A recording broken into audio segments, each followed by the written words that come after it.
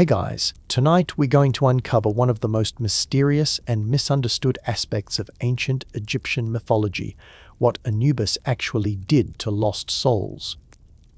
Not the sanitized version you might have heard in school, but the real, complex, deeply human story of the jackal-headed god who served as both protector and judge of the dead. You're about to discover that Anubis wasn't just some grim reaper figure, but rather a compassionate guide whose role was far more nuanced than most people realize. Before you settle in, take a moment to like the video if these journeys bring you a little closer to rest. It's always a pleasure to see our community of listeners, so let me know in the comments where you're tuning in from and what time it is in your corner of the world. Now, close your eyes and let yourself sink deeper into your pillows. Feel the weight of the day beginning to lift from your shoulders as we travel back over 4,000 years to the sun-baked banks of the Nile, where the ancient Egyptians developed one of the most sophisticated understandings of death and the afterlife that humanity has ever conceived. You find yourself standing at the edge of the known world, where the blazing desert meets the fertile darkness of the Nile Delta. The air shimmers with heat, but there's something else here too, a presence that seems to watch from the shadows between the dunes. This is where Anubis first made his appearance in human consciousness, not as a fearsome destroyer, but as a protector of the vulnerable dead. Picture yourself as an ancient Egyptian, perhaps a scribe or a farmer, someone who has lived a full life along these eternal rivers. You understand, as all Egyptians did, that death is not an ending but a transformation, a journey that requires preparation, guidance, and most importantly, protection. The sun is setting now, casting long shadows across the land, and you can feel the approach of that ultimate journey that awaits every mortal soul. The Egyptians believed that when you died, your soul didn't simply float away to some distant heaven. Instead, you embarked on a complex, dangerous voyage through the Duat, the Egyptian underworld, a realm that was simultaneously terrifying and magnificent. And it was Anubis, the jackal-headed god, who served as your guide, protector, and ultimately your judge on this journey. But here's what most people don't understand about Anubis. He wasn't waiting to punish lost souls, he was waiting to help them find their way home. The ancient Egyptians observed jackals in the wild, creatures that were often seen near cemeteries and burial grounds, not as scavengers seeking to desecrate the dead, but as guardians protecting these sacred spaces from true scavengers and grave robbers. From this observation grew the understanding that Anubis was fundamentally a protector. Imagine now that your earthly life has ended.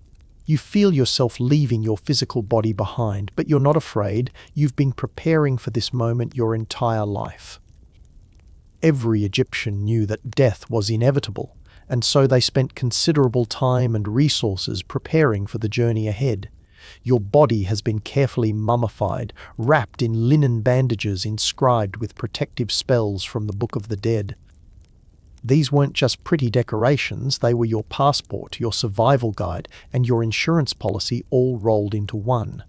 As your soul, what the Egyptians called your ba, begins its journey into the afterlife, you first encounter the challenges of the Duat. This isn't the peaceful, cloudy heaven that later religions would imagine. The Duat is a real place, with geography, weather, inhabitants, and very real dangers. It's a mirror image of the earthly Nile Valley, but one where the physical laws don't quite apply in the same way, where you might encounter lakes of fire, rivers flowing backwards, and regions of absolute darkness. The journey through the Duat takes 12 hours, corresponding to the 12 hours of the night when the sun god Ra travels through the underworld to be reborn at dawn. But for you, as a human soul, this journey isn't measured in hours, but in trials, challenges, and tests that will determine your ultimate fate. And throughout this entire journey, Anubis is present, not as a distant judge, but as an active guide and protector. Think about what it might feel like to navigate this strange realm. Your ba has the form of a human-headed bird, capable of flight, but also vulnerable in ways your physical body never was. The landscape shifts and changes around you. One moment you're flying over familiar farmland that looks just like the Nile Valley you knew in life. The next moment you're navigating through caverns filled with strange lights and sounds you've never experienced before. In the first region of the Duat, you encounter the Lake of Fire, where the enemies of Ra are punished. But as a righteous soul under Anubis's protection, you pass safely over its burning waters. The heat doesn't touch you. Instead, you feel a warm breeze that reminds you of summer evenings along the Nile when the day's work was done and families gathered to share meals and stories. Anubis appears to you here not as the imposing figure you might expect, but with a presence that's both dignified and comforting. His jackal head is noble, intelligent, with eyes that seem to see directly into your heart. He doesn't speak in the booming voice of divine authority that you might imagine. Instead, his communication comes as a gentle knowing, a sense of guidance that feels as natural as following a familiar path home. The second region brings you to the Cavern of the West, where you must navigate through complete darkness. This isn't just the absence of light, it's a darkness so complete that it seems to have weight and substance. Your bar's wings feel heavy here, and you might begin to feel the first stirrings of real fear. This is where many souls become truly lost, not because they've done anything wrong, but simply because the journey is genuinely difficult and disorienting. But Anubis is with you in this darkness. He doesn't banish the darkness, that's not his role. Instead, he helps you understand that you can navigate it. He teaches you to trust senses you didn't know you possessed. In the darkness, you begin to perceive the world through different means, not through sight, but through an inner knowing that Anubis helps you develop. You start to realize that being lost in the afterlife isn't about being geographically confused. It's about losing connection with your true self, with the moral and spiritual compass that guided you in life. Anubis's role with lost souls isn't to drag them back to the right path by force, but to help them remember who they really are. As you move through the third region, the Field of Offerings, you begin to encounter other souls on their own journeys. Some are confident and well prepared, their Bach gliding smoothly through the challenges. Others are struggling, confused, weighed down by regrets or unprepared for the magnitude of what they're experiencing. These are the souls that might be called lost, not because they're evil, but because they're having difficulty navigating this complex transition. You watch as Anubis approaches these struggling souls with infinite patience. There's no judgment in his manner, no condescension. Instead, there's something that can only be described as professional compassion, the kind of care that comes from someone who has guided countless souls through this same journey and understands both its challenges and its ultimate purpose. For souls who died suddenly or violently, who didn't have time to prepare for this journey, Anubis provides what you might call remedial education. He doesn't punish them for being unprepared. Instead, he helps them understand where they are and what they need to do. It's rather like having a skilled teacher who can explain complex concepts in terms that anyone can understand. Some souls are lost because they're carrying too much guilt about their earthly lives. They've become fixated on their mistakes and failings, unable to move forward. Anubis doesn't dismiss their concerns or tell them their guilt is meaningless. Instead, he helps them understand the difference between guilt that serves growth and guilt that serves only suffering. You observe him working with a soul who is weighted down by regret over harsh words spoken to a loved one in life. Anubis doesn't tell this soul that the words didn't matter, they did matter, and the regret is a sign of a conscience that is fundamentally healthy. But he helps the soul understand that perfect behavior was never the standard by which judgment would be made. The standard is the overall orientation of the heart, toward love or toward hatred, toward growth or toward stagnation, toward connection or toward isolation. The fourth region brings you to the Pool of Fire, but this isn't a place of punishment, it's a place of purification. Here, souls who need additional cleansing can release the accumulated negative energies of earthly life. You watch as souls emerge from these flames not burned, but somehow brighter, more essentially themselves. Anubis oversees this process with the careful attention of a skilled craftsperson. He knows exactly how much purification each soul requires, not a moment more than necessary, but not a moment less than will serve their highest good. For some souls, this is a brief process. For others, it requires more time and attention. The really fascinating thing you begin to notice is that Anubis never seems to grow impatient or frustrated with souls who require extra help. There's something almost mathematical about his approach, not cold, but precise. He seems to understand that each soul's journey is unique, and that what looks like being lost is often simply taking a longer or more complex path toward the same ultimate destination. In the fifth region, you encounter the Hall of Double Justice, where the famous weighing of the heart ceremony takes place. This is perhaps the most misunderstood aspect of Anubis's role. Popular imagination often depicts this as a harsh judgment scene, with Anubis as a stern judge ready to condemn souls to oblivion. The reality is far more nuanced and, frankly, more interesting. As you approach the Hall of Double Justice, you notice that the atmosphere isn't one of fear and trembling. Instead, there's a sense of culmination, of a journey reaching its natural conclusion. The hall itself is magnificent, not intimidating, but inspiring. The walls are covered with hieroglyphs that seem to shimmer with their own inner light, telling the stories of countless souls who have passed through this same process. At the center of the hall stands the famous scales, but they're not the crude balance you might imagine. These scales are a marvel of divine engineering, capable of weighing not physical mass but moral and spiritual substance. One side holds the feather of Ma'at, the goddess of truth and justice.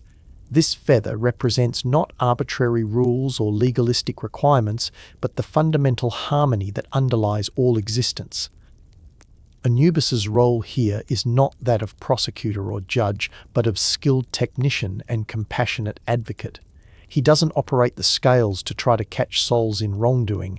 Instead, he ensures that the weighing process is accurate, fair, and complete. He's like a skilled physician performing a complex diagnosis, seeking to understand the true condition of each soul so that appropriate treatment can be provided. When your turn comes to have your heart weighed, you step forward with curiosity rather than dread. Anubis removes your heart, not violently, but with the gentle precision of a surgeon.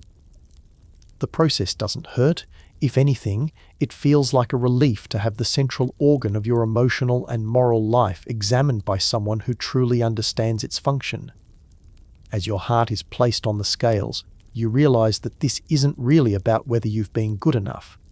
The Egyptians understood that moral perfection wasn't a reasonable standard for human life. Instead, the weighing determines the fundamental orientation of your heart, whether it has been primarily motivated by love, truth, justice, and compassion, or whether it has been primarily motivated by selfishness, cruelty, and deliberate harm to others. Your heart settles on the scales, and you wait with interest to see the result. If your heart balances with the feather of Ma'at, it indicates that your fundamental moral orientation is sound and you're ready to proceed to the field of reeds, the Egyptian version of paradise.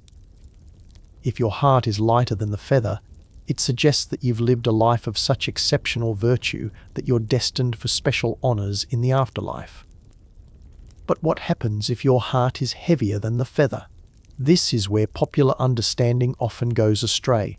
The common story tells us that such souls are immediately devoured by Ammit, the crocodile-headed monster, and cease to exist entirely. While this can happen in extreme cases, Anubis's actual role with these lost souls is far more complex and compassionate. When a heart proves to be significantly heavier than the feather, it indicates a soul that is burdened with unresolved negative energy, hatred, cruelty, or deliberate harm that has become integrated into the soul's fundamental structure. But Anubis doesn't immediately consign such souls to destruction. Instead, he initiates what might be called a rehabilitation process.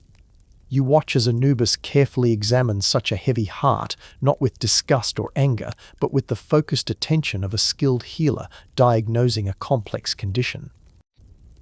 He's looking for the root causes of the spiritual weight. Was this soul corrupted by circumstances, by ignorance, or by deliberate choice?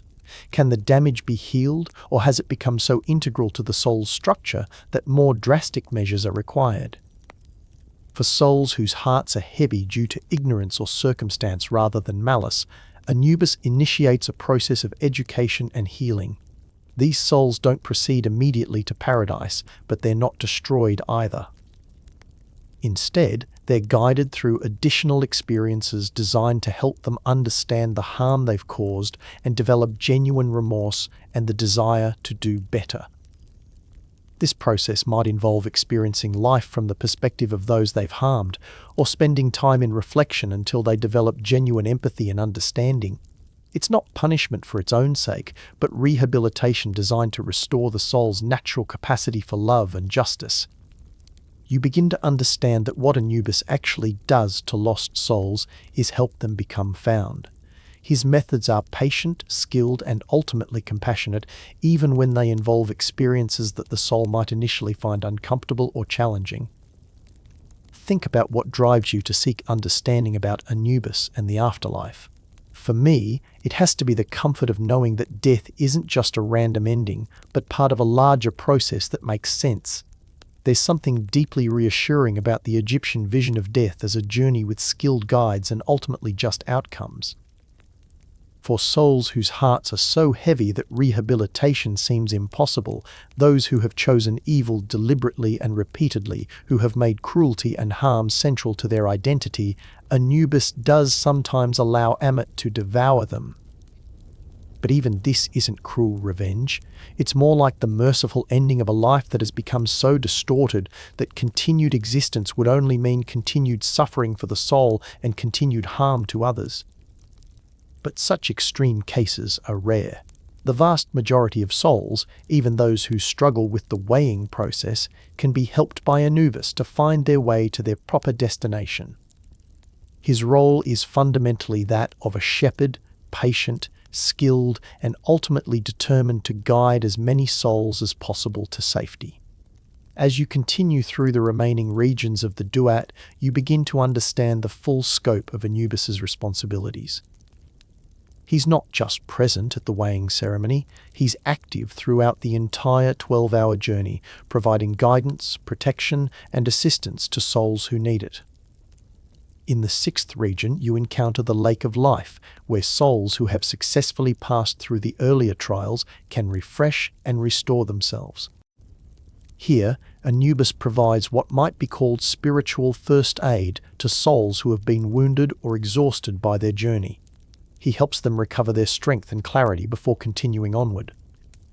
The 7th region brings you to the Cavern of Sokar, where you must navigate through a landscape that shifts and changes like a living maze. This is where souls can become genuinely lost in the geographic sense, not because they're morally confused, but because the landscape itself is designed to be disorienting. Anubis serves as a guide here, helping souls maintain their sense of direction even when their usual landmarks disappear. You notice that his guidance isn't always direct or obvious. Sometimes he leads souls through what appears to be a longer or more difficult route, but which ultimately teaches them skills they'll need for the challenges ahead. He's like a wise teacher who knows that students learn better through guided discovery than through simple instruction. In the 8th region, the Valley of the Kings of the Afterlife, you encounter souls who have already completed their journey and achieved their ultimate destinations. These blessed souls often serve as mentors and guides for those still making the journey. Anubis coordinates this mentorship process, matching struggling souls with guides who can best help them overcome their specific challenges. You watch as a soul who died in childbirth is paired with another soul who overcame similar trauma and can provide both understanding and practical guidance. A soul who struggled with addiction in life is connected with mentors who can help them understand the spiritual dimensions of their struggle and develop healthier patterns of being. This system reveals another aspect of what Anubis does with lost souls. He connects them with resources and support systems that can help them find their way. He doesn't try to be everything to every soul. Instead, he orchestrates a complex network of assistance that draws on the wisdom and experience of countless other souls who have successfully completed their own journeys. The ninth region brings you to the pool of fire that destroys enemies, but you begin to understand that the enemies being destroyed here aren't other souls, they're the negative energies, false beliefs, and destructive patterns that have attached themselves to souls during their earthly lives. Anubis oversees this purification process, ensuring that souls release only what truly needs to be released, while retaining everything that is authentically part of their essential nature. You observe souls emerging from this purification process looking somehow more like themselves than they ever did in earthly life. The masks and defenses that earthly existence required have been gently stripped away, revealing the radiant core of each soul's true identity. In the 10th region, you encounter the Field of Reeds for the first time, not yet as your destination, but as a preview of what awaits souls who successfully complete their journey. This isn't the static, ethereal paradise that some religions describe. Instead, it's a perfected version of earthly life, familiar activities like farming, fishing, and crafting, but conducted in conditions of perfect harmony and abundance. Anubis shows you this preview not to make you impatient for your own arrival, but to help you understand what you're working toward. The Field of Reeds isn't a reward for good behavior. It's the natural destination for souls who have learned to live in harmony with the fundamental principles of existence. You notice that souls who have achieved the Field of Reeds haven't become passive or static. Instead, they're more active and creative than they ever were in earthly life, but their activities are motivated purely by joy and service rather than by need or fear. The 11th region brings you to the Cavern of the Dawn, where souls prepare for their final transformation. This is where you begin to shed the last vestiges of your earthly identity and prepare to become your true, eternal self. Anubis's role here is that of a midwife, helping souls through what might be called a second birth. This transformation isn't easy, even for well-prepared souls. It requires letting go of familiar patterns of thinking and being that have served you throughout earthly life, but which are no longer needed in your eternal existence. Anubis provides steady, patient support through this process, helping souls understand that what they're losing wasn't truly theirs to begin with, while what they're gaining is their authentic, eternal nature. You watch as souls who have been clinging to earthly identities, their roles as parents, their professional achievements, their social status, gradually learn to release these external definitions and discover the deeper identity that has been there all along. The process is sometimes sad, as souls grieve for the earthly lives they're leaving behind, but it's ultimately joyful as they discover capabilities and perspectives they never knew they possessed. Finally, in the 12th and final region, you arrive at the Gates of Dawn, where souls who have successfully completed their journey are welcomed into their eternal existence. This isn't just the Field of Reeds. The Egyptians understood that different souls have different destinies in the afterlife, and Anubis helps ensure that each soul reaches the destination that best matches their nature and development. Some souls are destined to become guides and teachers for future generations of souls making this same journey. Others are called to serve as guardians and protectors of the cosmic order. Still others are meant to explore the deepest mysteries of existence or to participate in the ongoing creation of new realities. Anubis's role doesn't end when souls reach their destinations. He continues to be available as a guide and protector throughout their eternal existence, ready to provide assistance when new challenges arise or when souls choose to take on new responsibilities in the cosmic order. But what about souls who never seem to complete the journey successfully? What does Anubis do with souls who remain lost despite all his guidance and assistance? The truth is that such permanently lost souls are extremely rare in the Egyptian system. The Egyptians believed that every soul contained a divine spark that ultimately wanted to return to its source, and that given sufficient time and appropriate guidance, virtually any soul could be helped to find its way home. For souls who require extended rehabilitation, Anubis arranges for them to have whatever experiences they need to develop the wisdom and compassion necessary for their ultimate success. This might involve multiple attempts at the journey through the Duat, each time with additional preparation and support. Some souls choose to return to earthly incarnation to work through issues that are difficult to resolve in the afterlife environment.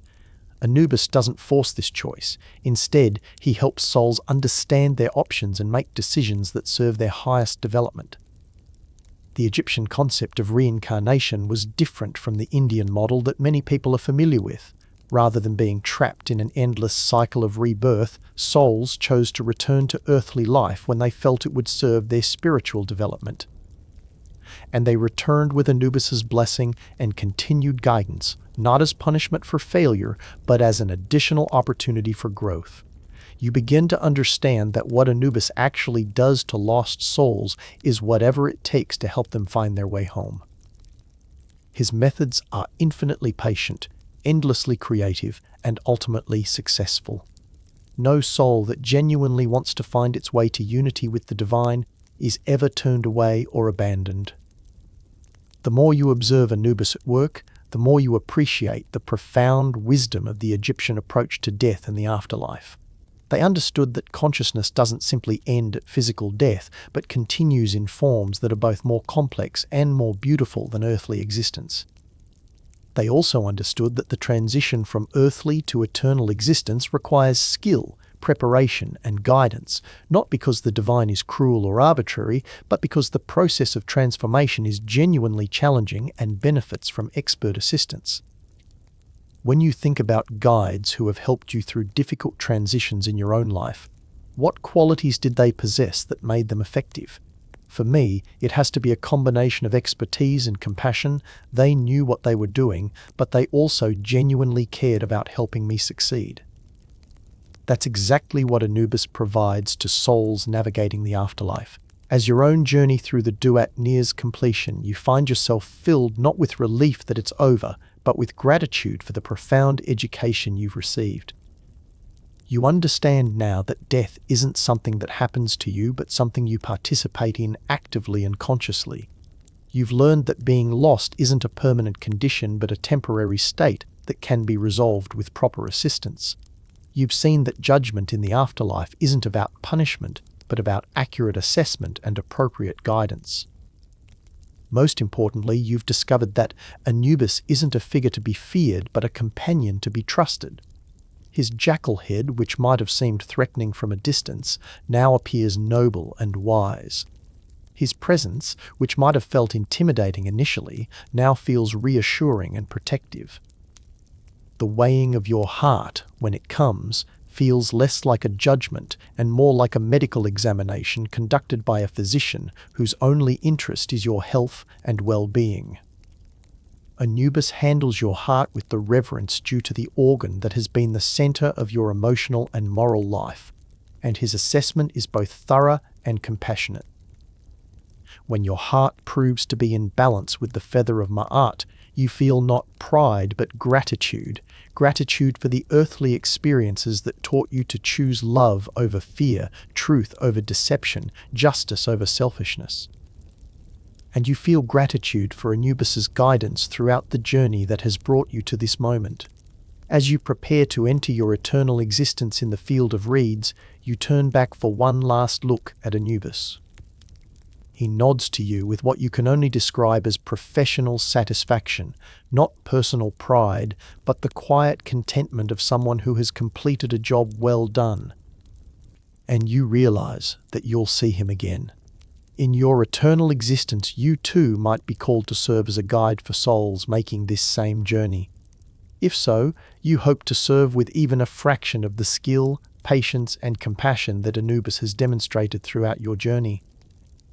The field of reeds stretches before you now, more beautiful than any earthly landscape you've ever seen. The familiar activities of farming, crafting, and building are all here, but perfected, conducted in conditions of perfect harmony, abundance, and joy. You see souls you knew in earthly life, but they're somehow more themselves than they ever were before. The The petty concerns and limitations of earthly existence have fallen away, revealing the radiant beings they always were beneath the surface. There's work to be done here, but it's work chosen freely and conducted joyfully.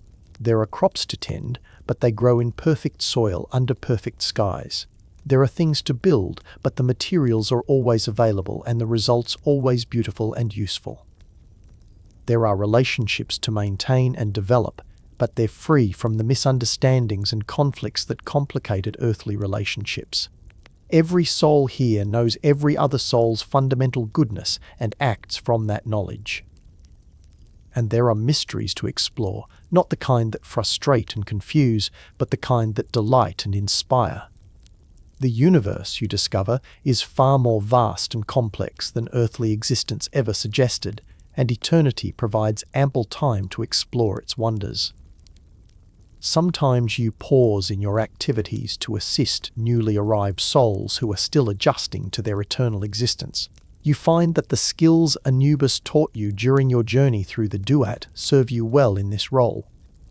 You know how to be patient with souls who are confused or frightened, how to provide guidance without being controlling, how to offer support without creating dependency.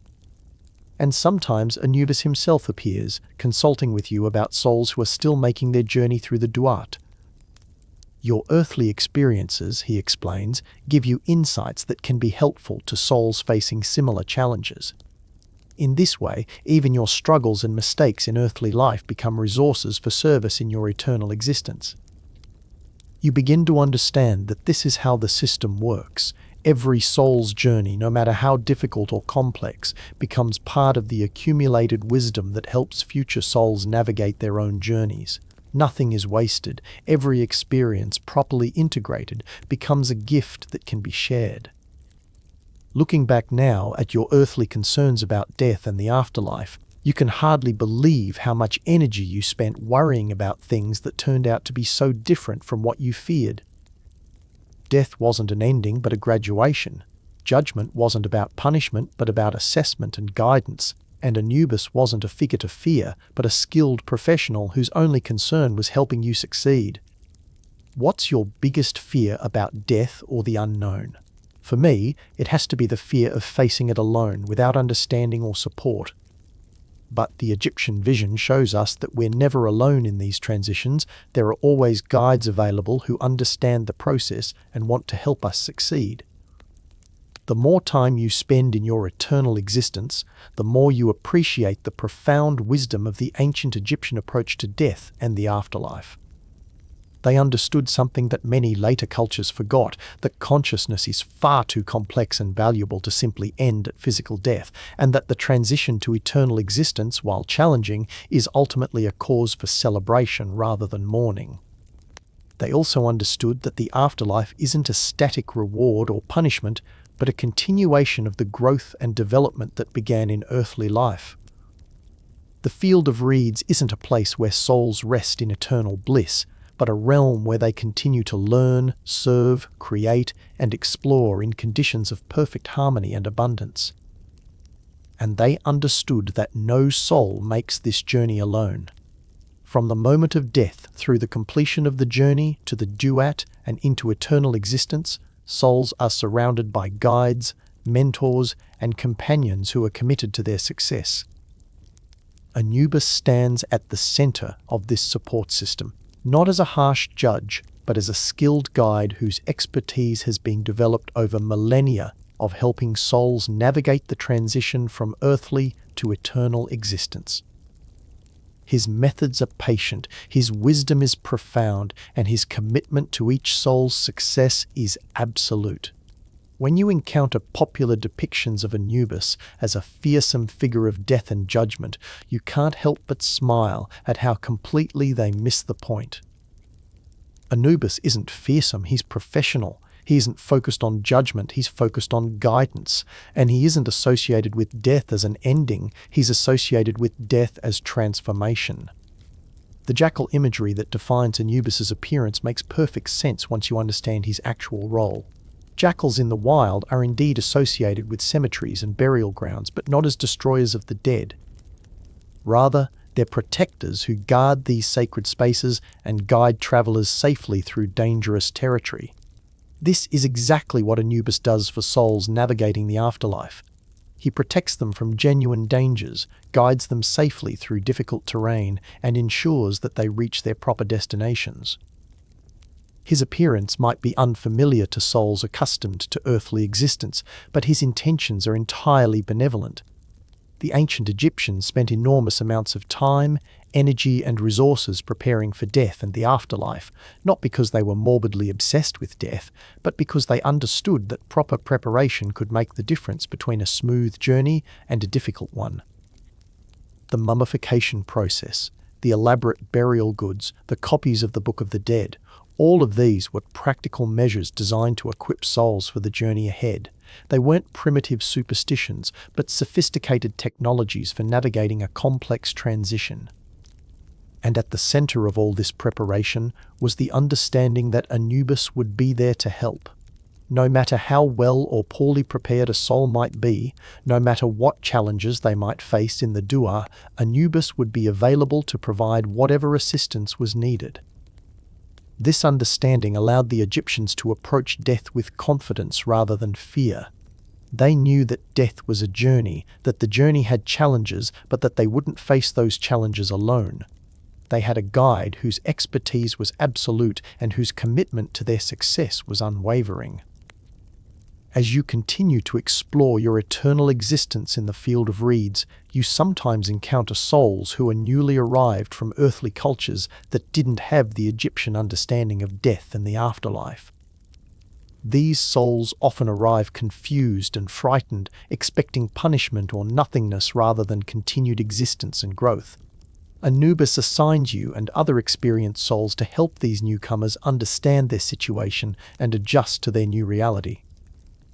You find this work deeply satisfying. There's something profoundly moving about watching fear transform into wonder as souls realize that their deepest hopes about consciousness and meaning were not naive fantasies but accurate intuitions. You help a soul who died expecting to face angry judgment for minor moral failings. Understand that such judgment never existed in the first place. You assist another soul who expected consciousness to simply end at death. Discover the vast possibilities that eternal existence offers.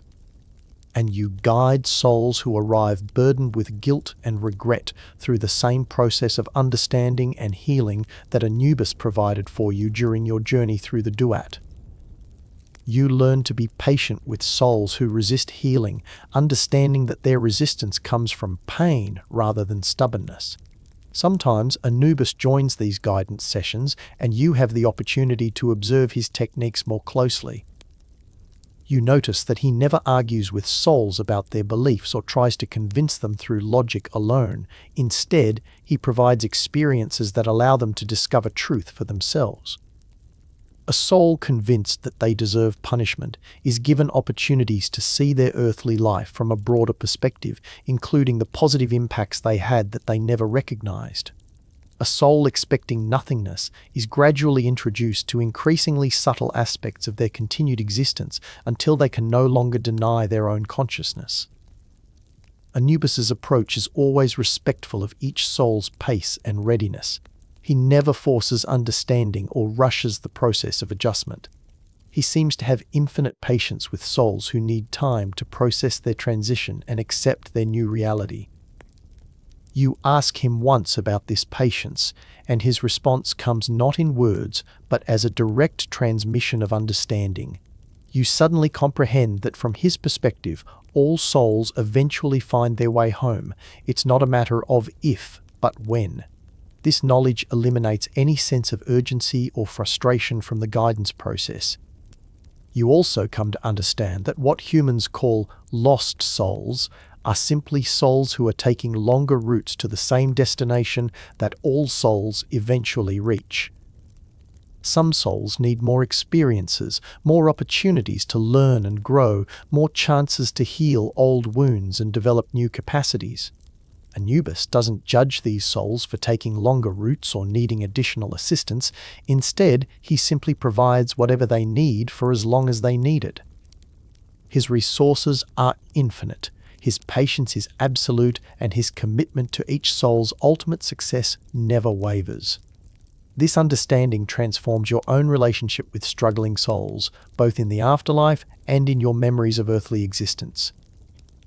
You realize that the souls who seemed lost or damaged in earthly life weren't fundamentally different from any other souls. They were simply souls who needed more time, more assistance, or different types of experiences to find their way home.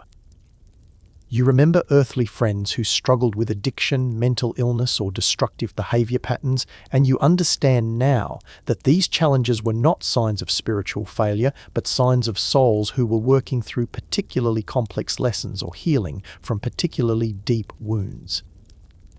This doesn't mean that destructive behavior should be excused or enabled. Part of true compassion is helping souls understand the consequences of their choices and develop healthier patterns. But it does mean that no soul is beyond hope, and that patient, skilled guidance can eventually help any soul find their way to health and wholeness. What kind of guidance do you find most helpful when you're struggling with difficult challenges? For me, it has to be guidance that combines clear boundaries with unconditional support, letting me know what behaviors are and aren't acceptable while making it clear that my essential worth is never in question. That's exactly the kind of guidance that Anubis provides to lost souls. He's absolutely clear about what behaviors and attitudes serve souls' highest development and what behaviors and attitudes create suffering and confusion. But he never withdraws his support from souls who are struggling to meet these standards. Instead, he helps them understand why certain behaviors create problems, assists them in developing healthier alternatives, and provides whatever support they need to make the changes that will serve their growth. He's like the ideal parent, teacher, or mentor, firm about standards but infinitely patient about the process of meeting them. As your understanding of Anubis's work deepens, you begin to see connections between his role and the work of healers, teachers, and guides in earthly existence. The skills that make someone effective in helping others through difficult transitions are the same, whether the transition is death, recovery from addiction, healing from trauma, or any other major life change. Effective guides combine expertise with compassion, clear standards with patient support, honest assessment with unwavering commitment to the person's success.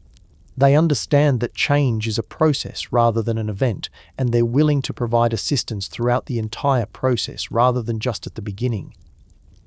Anubis exemplifies all of these qualities at their highest level.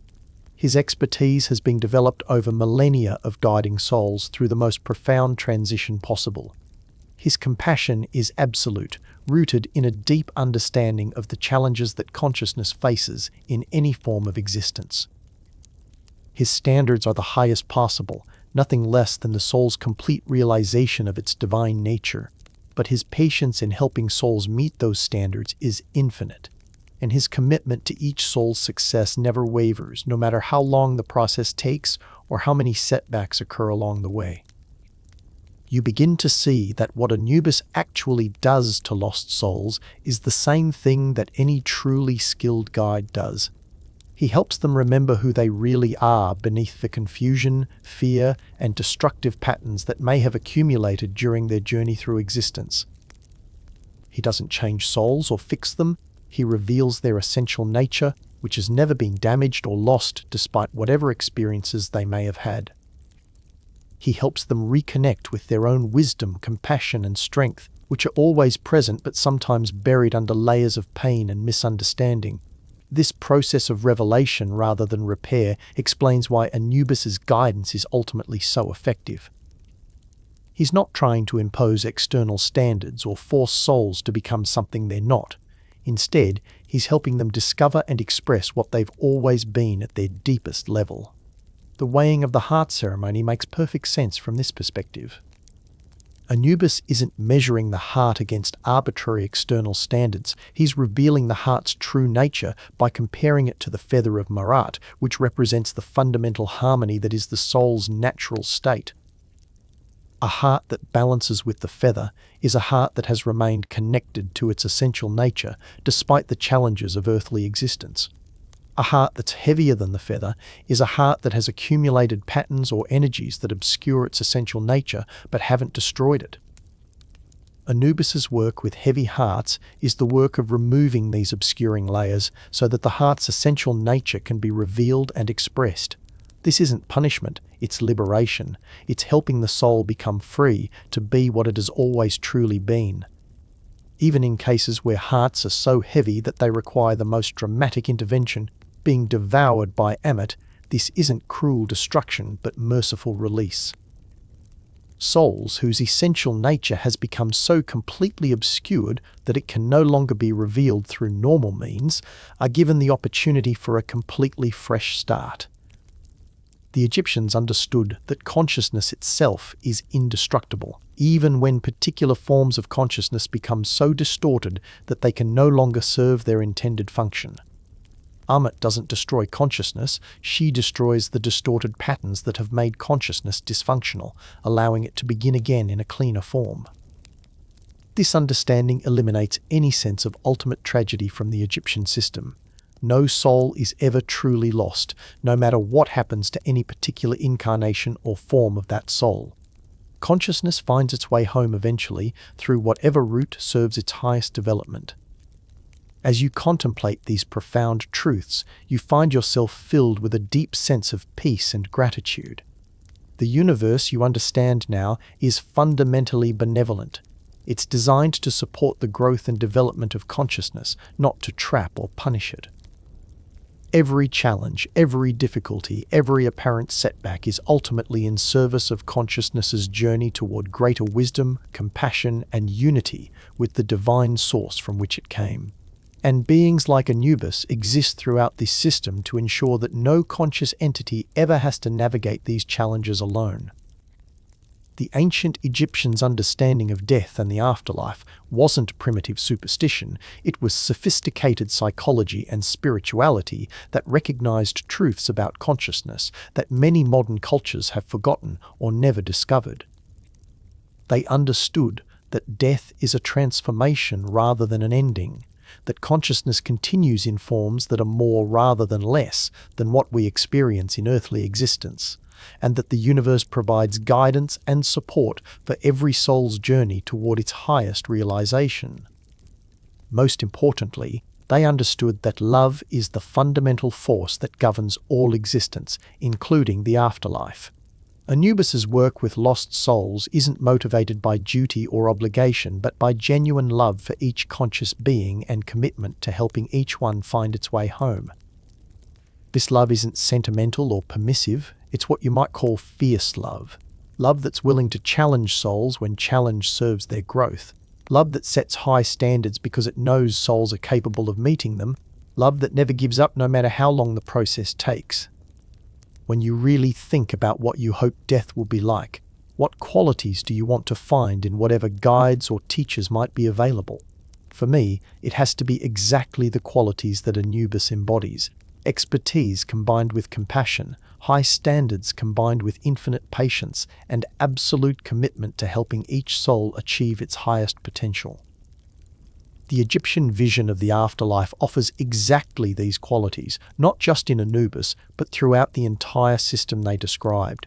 It's a vision of death as graduation rather than termination, of consciousness as indestructible and infinitely valuable, and of the universe as fundamentally supportive of every being's journey toward wisdom and love. As you rest in your eternal existence in the field of reeds, surrounded by souls who have completed their own journeys and are now dedicated to helping others complete theirs, you understand that you are part of a cosmic community of consciousness that spans all levels of existence.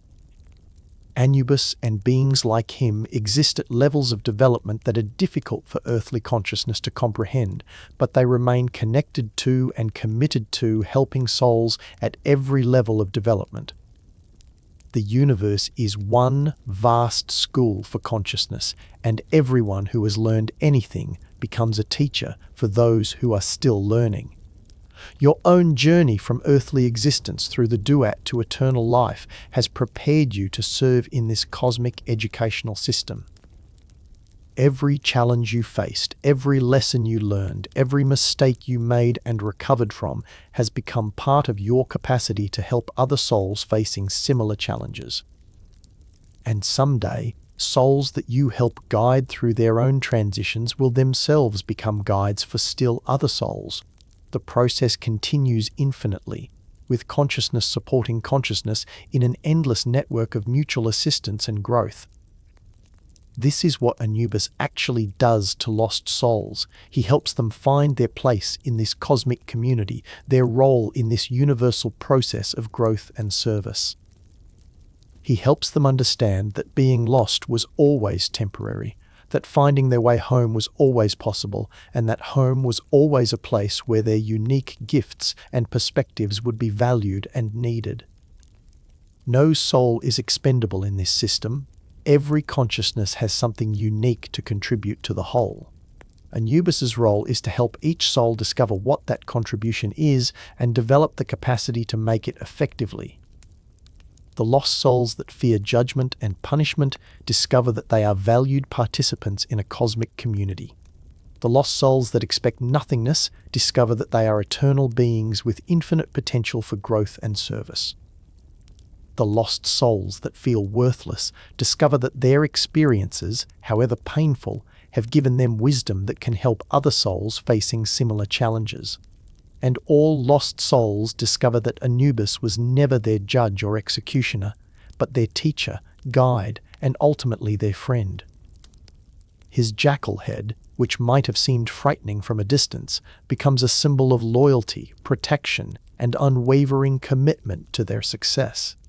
As you settle into the deepest rest of your eternal existence, you carry with you a profound understanding of what death really is and what it means to be guided by beings like Anubis. You understand that consciousness is the most precious thing in the universe, that every being's journey toward wisdom and love is sacred, and that no one ever has to face the challenges of existence alone. The ancient Egyptians knew these truths and built their entire culture around supporting souls in their journey from earthly existence to eternal life. Their pyramids, their mummies, their elaborate funeral rituals, all were expressions of their understanding that consciousness is indestructible and that proper preparation and guidance can make the transition from one form of existence to another smooth and successful.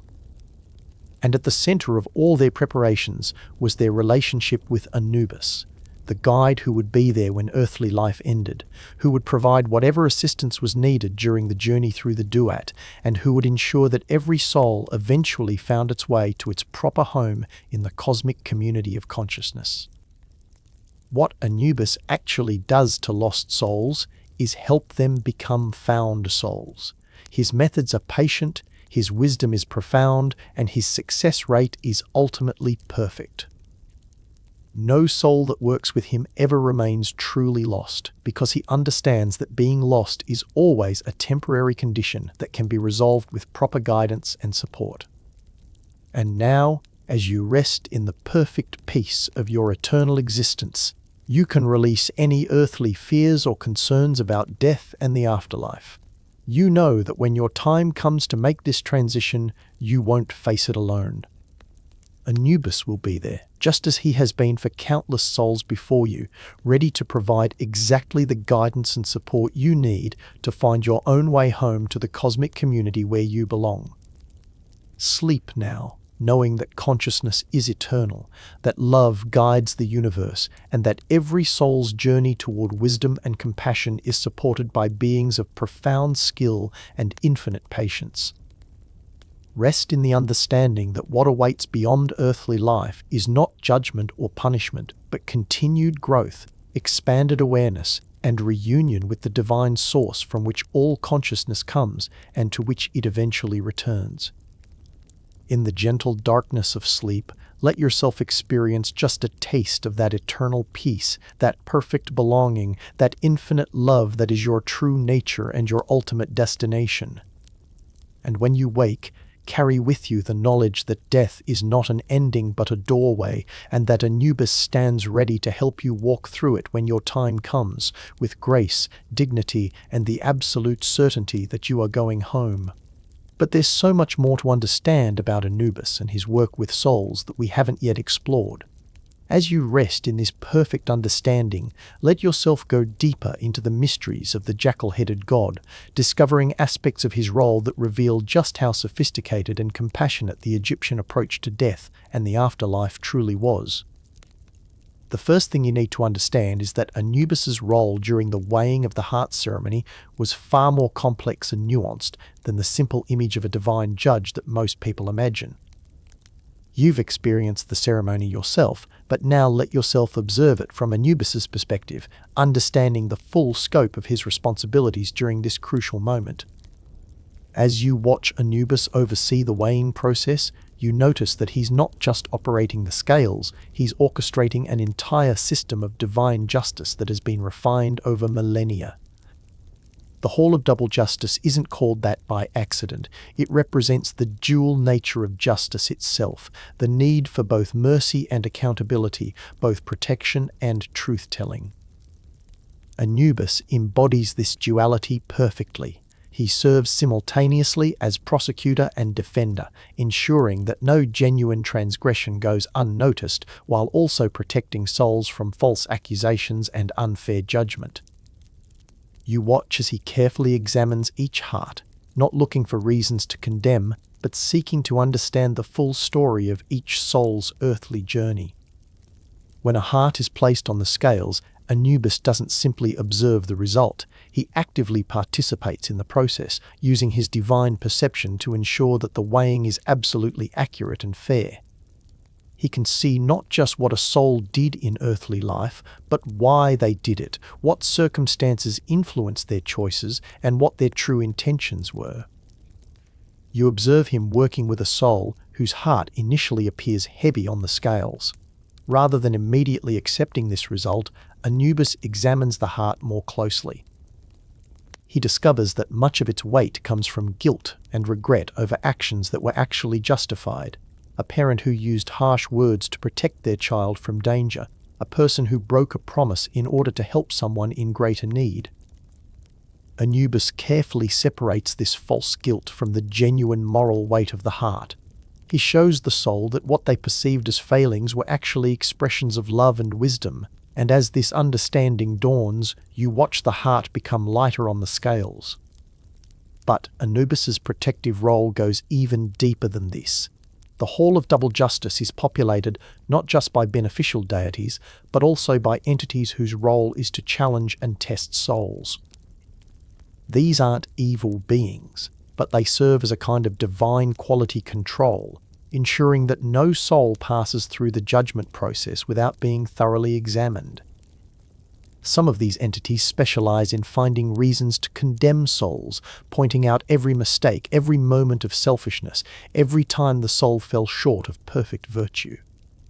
They're not doing this out of malice, but because the Egyptian system understood that true justice requires that all evidence be presented and considered. Anubis serves as the soul's advocate against these challenging voices.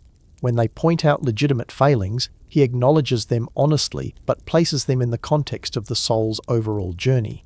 When they make accusations that are unfair or based on misunderstanding, he defends the soul with skill and authority.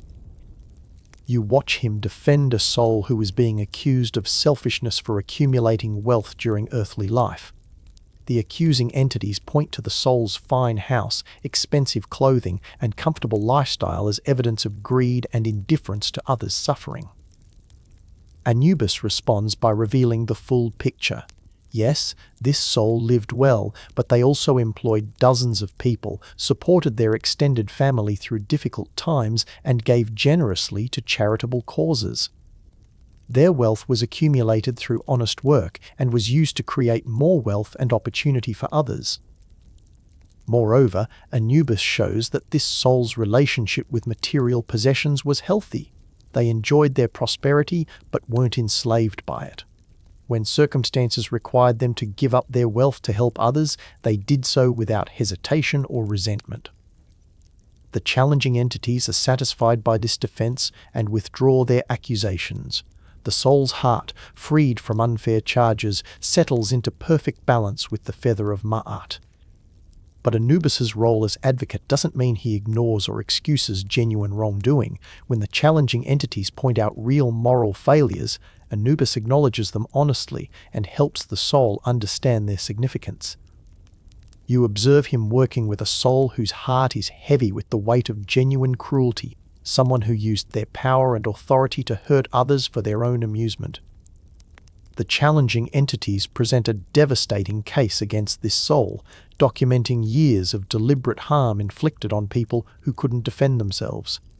Anubis doesn't attempt to defend these actions or minimize their significance. Instead, he helps the soul see their behavior clearly, perhaps for the first time. He shows them the real impact of their actions on their victims, helping them understand the pain and damage they caused. But even here, Anubis's approach is ultimately therapeutic rather than punitive. He's not trying to make the soul suffer for its own sake, but helping it understand why change is necessary and possible. He examines the roots of the soul's cruelty, tracing it back to their own experiences of pain, fear, and powerlessness. This understanding doesn't excuse the harmful behavior, but it provides a foundation for genuine healing and transformation. The soul begins to feel real remorse, not just fear of punishment, but genuine sorrow for the pain they caused others.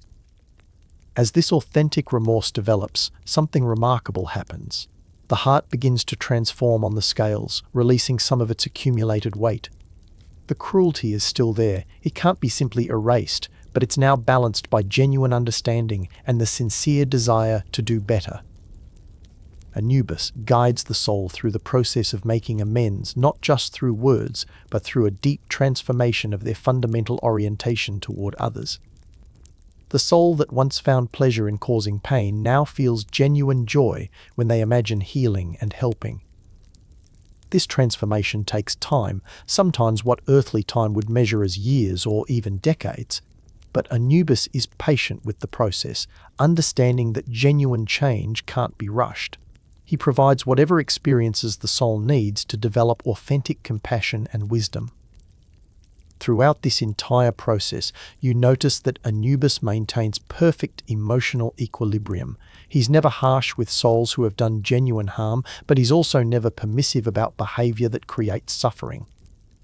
He's like an ideal therapist or teacher, completely honest about problems while remaining utterly committed to the person's healing and growth. His presence in the Hall of Double Justice transforms what could be a terrifying experience of judgment into something more like intensive spiritual therapy. Souls leave the weighing ceremony not just having been evaluated, but having been healed, educated, and prepared for their next phase of existence. You begin to understand that the weighing of the heart isn't really about determining who deserves paradise and who deserves punishment. Instead, it's about accurately assessing each soul's current condition and providing exactly the experiences they need for their continued growth and development. Souls whose hearts balance with the feather are ready to proceed directly to the field of reeds or other forms of blessed existence. Souls whose hearts are heavier need additional experiences to resolve their remaining issues and develop their full potential. Even souls whose hearts are so heavy that they require the most dramatic intervention, those who encounter Ammit, are receiving what they need, though in their case what they need is a complete fresh start rather than gradual healing. When you think about the most effective teachers or mentors you've encountered in your own life, what made them so helpful? For me, it has to be their ability to see my potential even when I couldn't see it myself, and their willingness to challenge me while also supporting me through the process of growth. That's exactly what Anubis provides in the Hall of Double Justice: clear vision of each soul's potential, honest assessment of their current condition, and whatever combination of challenge and support they need to bridge the gap between where they are and where they can be. His role as guardian of the scales extends far beyond the mechanical operation of the weighing process. He's guarding the integrity of divine justice itself, ensuring that every soul receives exactly what serves their highest development, regardless of what they may think they deserve or what others may think they deserve. This understanding transforms the entire meaning of the afterlife judgment process. It's not about cosmic revenge or arbitrary reward, but about cosmic education conducted by the most skilled teacher imaginable. Every soul receives a curriculum perfectly tailored to their needs and delivered with infinite patience and compassion. But Anubis's involvement with souls doesn't begin at the moment of judgment. His care and guidance start much earlier, at the very moment of death itself, and his role in the mummification process reveals another aspect of his profound commitment to every soul's well-being. As you delve deeper into understanding Anubis's complete role, you discover that he was revered not just as a judge and guide, but as the divine patron of embalmers, the god who oversaw the sacred process of mummification that prepared bodies for their eternal journey. The ancient Egyptians understood something that many later cultures forgot, that the relationship between body and soul is far more complex and significant than simple Western dualism suggests. The body isn't just a temporary container for the soul, but an integral part of the soul's identity and a crucial tool for its continued existence in the afterlife. This is why mummification was so important to the Egyptians, and why Anubis's role as patron of embalmers was considered sacred work of the highest order. The process of mummification wasn't just about preserving the body, it was about transforming it into a perfected vessel capable of supporting the soul's eternal existence. Imagine yourself as an Egyptian embalmer, working under Anubis's guidance to prepare a body for its eternal journey. This isn't work you take lightly. You understand that you're performing a sacred ritual that can make the difference between a soul's success and failure in the afterlife. The process begins immediately after death, when the soul has departed the body but still maintains a connection to it. Anubis is present during these first crucial hours, overseeing the careful washing and purification of the body that marks the beginning of its transformation. You work with reverence and precision, understanding that every step of the process has both practical and spiritual significance. As you remove the internal organs, you're not just preventing decay, you're separating the parts of the body that were tied to earthly existence from those that will serve the soul in its eternal life. The organs are carefully preserved in canopic jars, each protected by one of the 4 sons of Horus. But it's Anubis who ensures that this separation is performed correctly, that the spiritual connections between soul and body remain intact, while the earthly connections are appropriately transformed. As you begin the process of desiccation using natron salts to remove all moisture from the body, you're participating in a kind of spiritual alchemy overseen by Anubis. The body is being transformed from a vessel of earthly life into a vessel of eternal life, and this transformation requires perfect precision and timing. Anubis guides your hands as you work, ensuring that the process proceeds at exactly the right pace. Too fast, and the body might be damaged in ways that could affect the soul's ability to use it in the afterlife. Too slow, and decay might begin before the transformation is complete. During the long weeks of desiccation, you maintain constant vigilance over the body, checking its condition daily and making adjustments to the process as needed. But you're not working alone. Anubis is constantly present, using his divine perception to monitor both the physical and spiritual aspects of the transformation. You begin to understand that mummification is as much about spiritual preparation as physical preservation. As the body undergoes its physical transformation, the soul is also being prepared for its new existence. Anubis coordinates both processes, ensuring that they proceed in harmony. The wrapping of the mummy is perhaps the most complex part of the process, and it's here that Anubis's guidance is most essential. The bandages aren't just protective coverings, they're inscribed with spells and prayers that will guide and protect the soul during its journey through the afterlife. Each bandage must be placed with perfect precision, following ancient patterns that have been refined over centuries of practice. The order of wrapping, the tightness of the bindings, the placement of amulets and charms between the layers, all of these details matter enormously, and all are overseen by Anubis. As you work, you feel his presence guiding your hands, ensuring that every aspect of the wrapping process serves the soul's needs in the afterlife. The bandages become not just physical protection for the preserved body, but spiritual armor that will help the soul navigate the challenges of the Duat. The amulets placed within the wrappings are carefully chosen and positioned according to ancient wisdom that Anubis himself helped develop. The scarab beetle over the heart to protect it during the weighing ceremony. The eye of Horus to provide spiritual sight in the darkness of the underworld. The Jed pillar to ensure the soul's backbone remains strong throughout its trials. Each amulet is blessed and activated through rituals that invoke Anubis's protection. You understand that these aren't mere symbolic gestures, they're creating real spiritual protections that will function in the non-physical environment of the afterlife. The final stage of mummification involves the application of resins and the placement of the mummy mask. This mask isn't just artistic decoration, it's a spiritual tool that helps the soul maintain its identity and recognize its own body in the afterlife. Anubis oversees the creation of this mask with particular care, ensuring that it captures not just the physical appearance of the deceased, but something of their essential spiritual nature. The best masks seem to glow with an inner life, and you understand that this is Anubis's handiwork. He's helping to preserve the unique spiritual signature of each individual soul. As the mummification process nears completion, you perform the final rituals that will seal the spiritual transformations that have taken place alongside the physical ones. These rituals formally commend the soul to Anubis's care and invoke his protection for the journey ahead. You feel a deep sense of satisfaction as you complete your work, knowing that you've participated in a process that has transformed a mortal body into an eternal vessel. But more than that, you've helped ensure that a soul will have every possible advantage in navigating the challenges of the afterlife. The mummy you've created isn't just a preserved corpse, it's a perfected spiritual tool, prepared under Anubis's guidance to serve the soul throughout its eternal existence. Every aspect of the mummification process has been designed to support the soul's success in the afterlife. But Anubis's care doesn't end when the mummification is complete.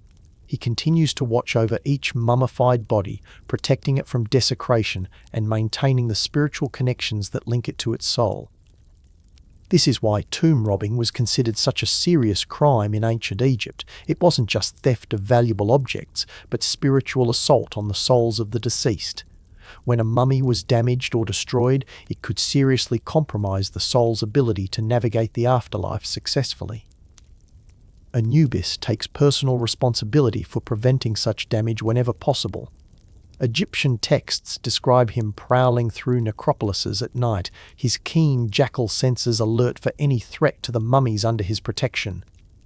You begin to understand that Anubis's role as patron of embalmers connects directly to his role as guide and protector of souls in the afterlife.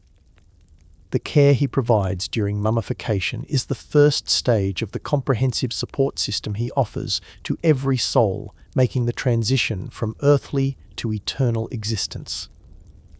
The perfectly mummified body becomes a kind of spiritual anchor for the soul, a familiar form it can return to for strength and renewal during the challenges of its afterlife journey. Without this anchor, souls might become lost or confused in the strange environment of the Duat.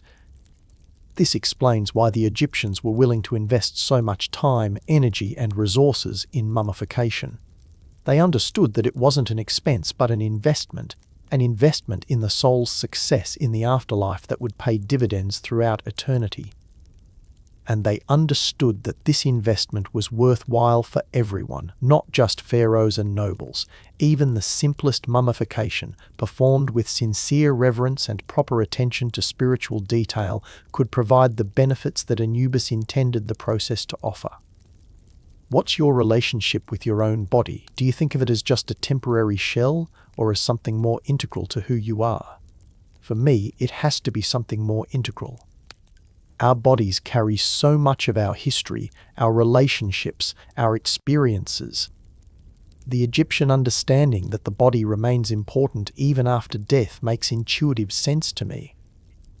As you contemplate this aspect of Anubis's role, you realize how comprehensive his care for souls really is.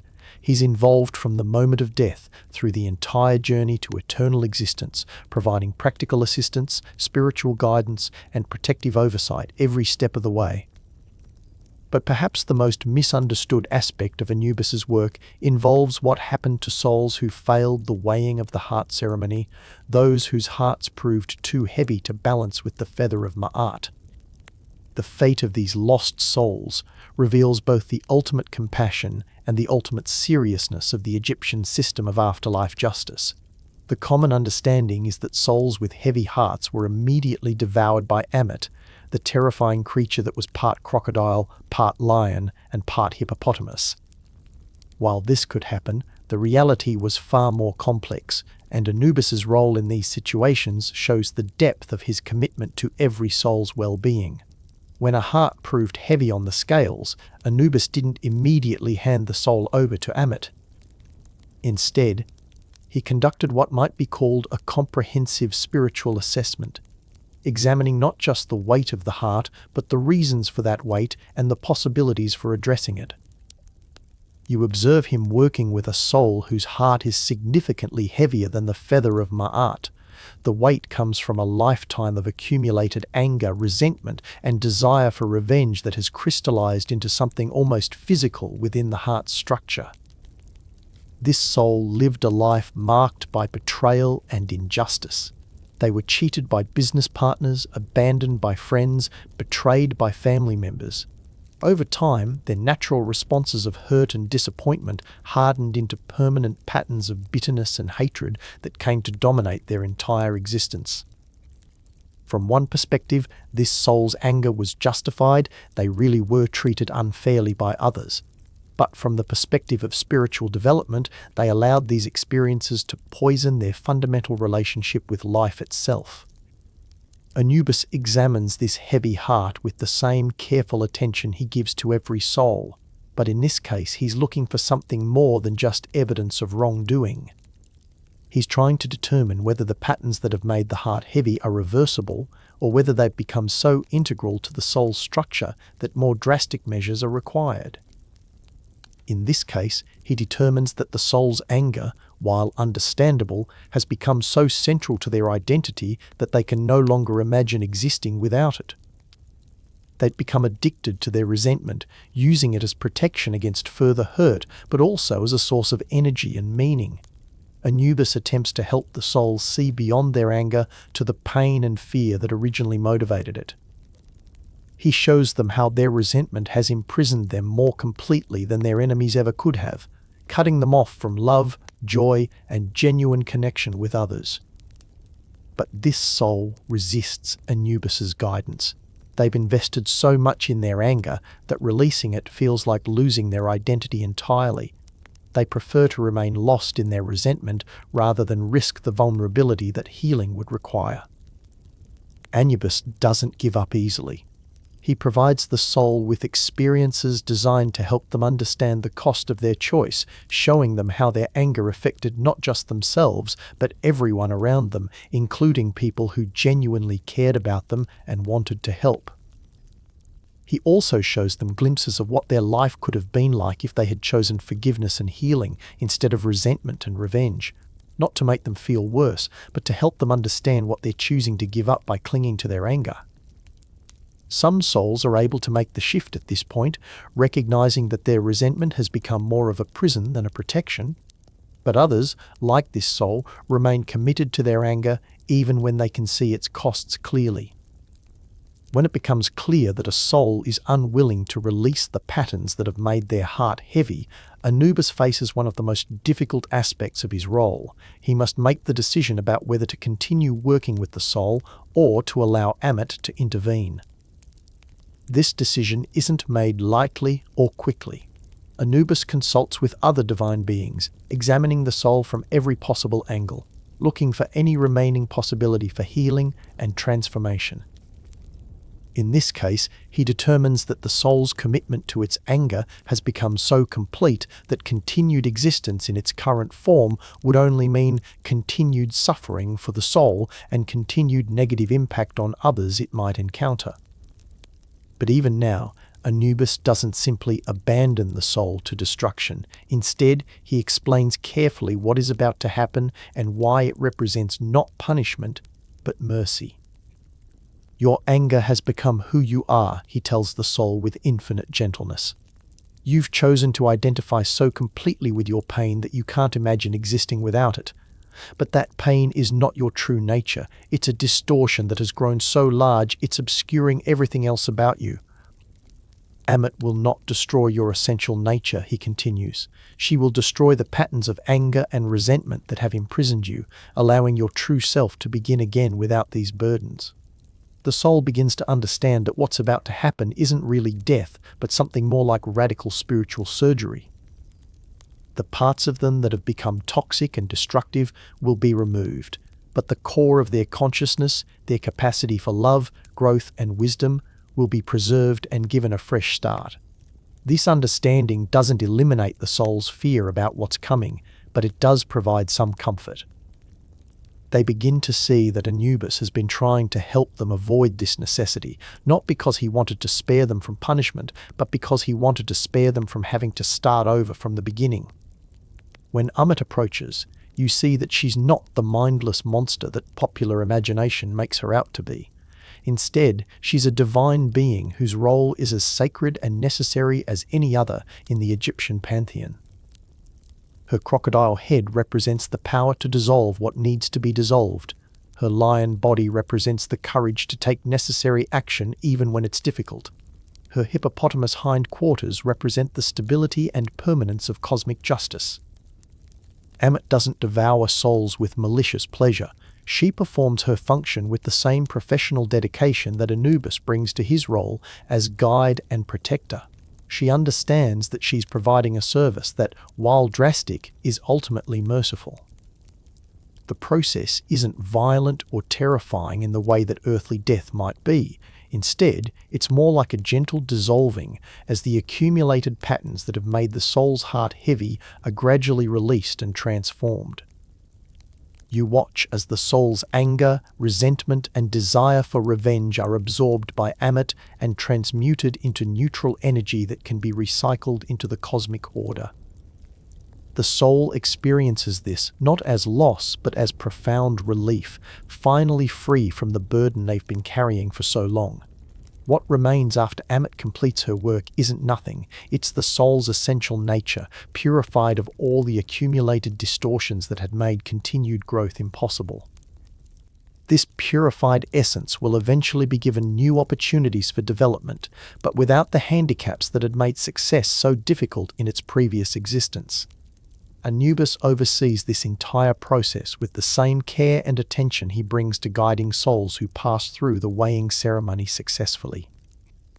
Even in these most extreme cases, his role remains that of protector and advocate, ensuring that each soul receives exactly what serves their highest development.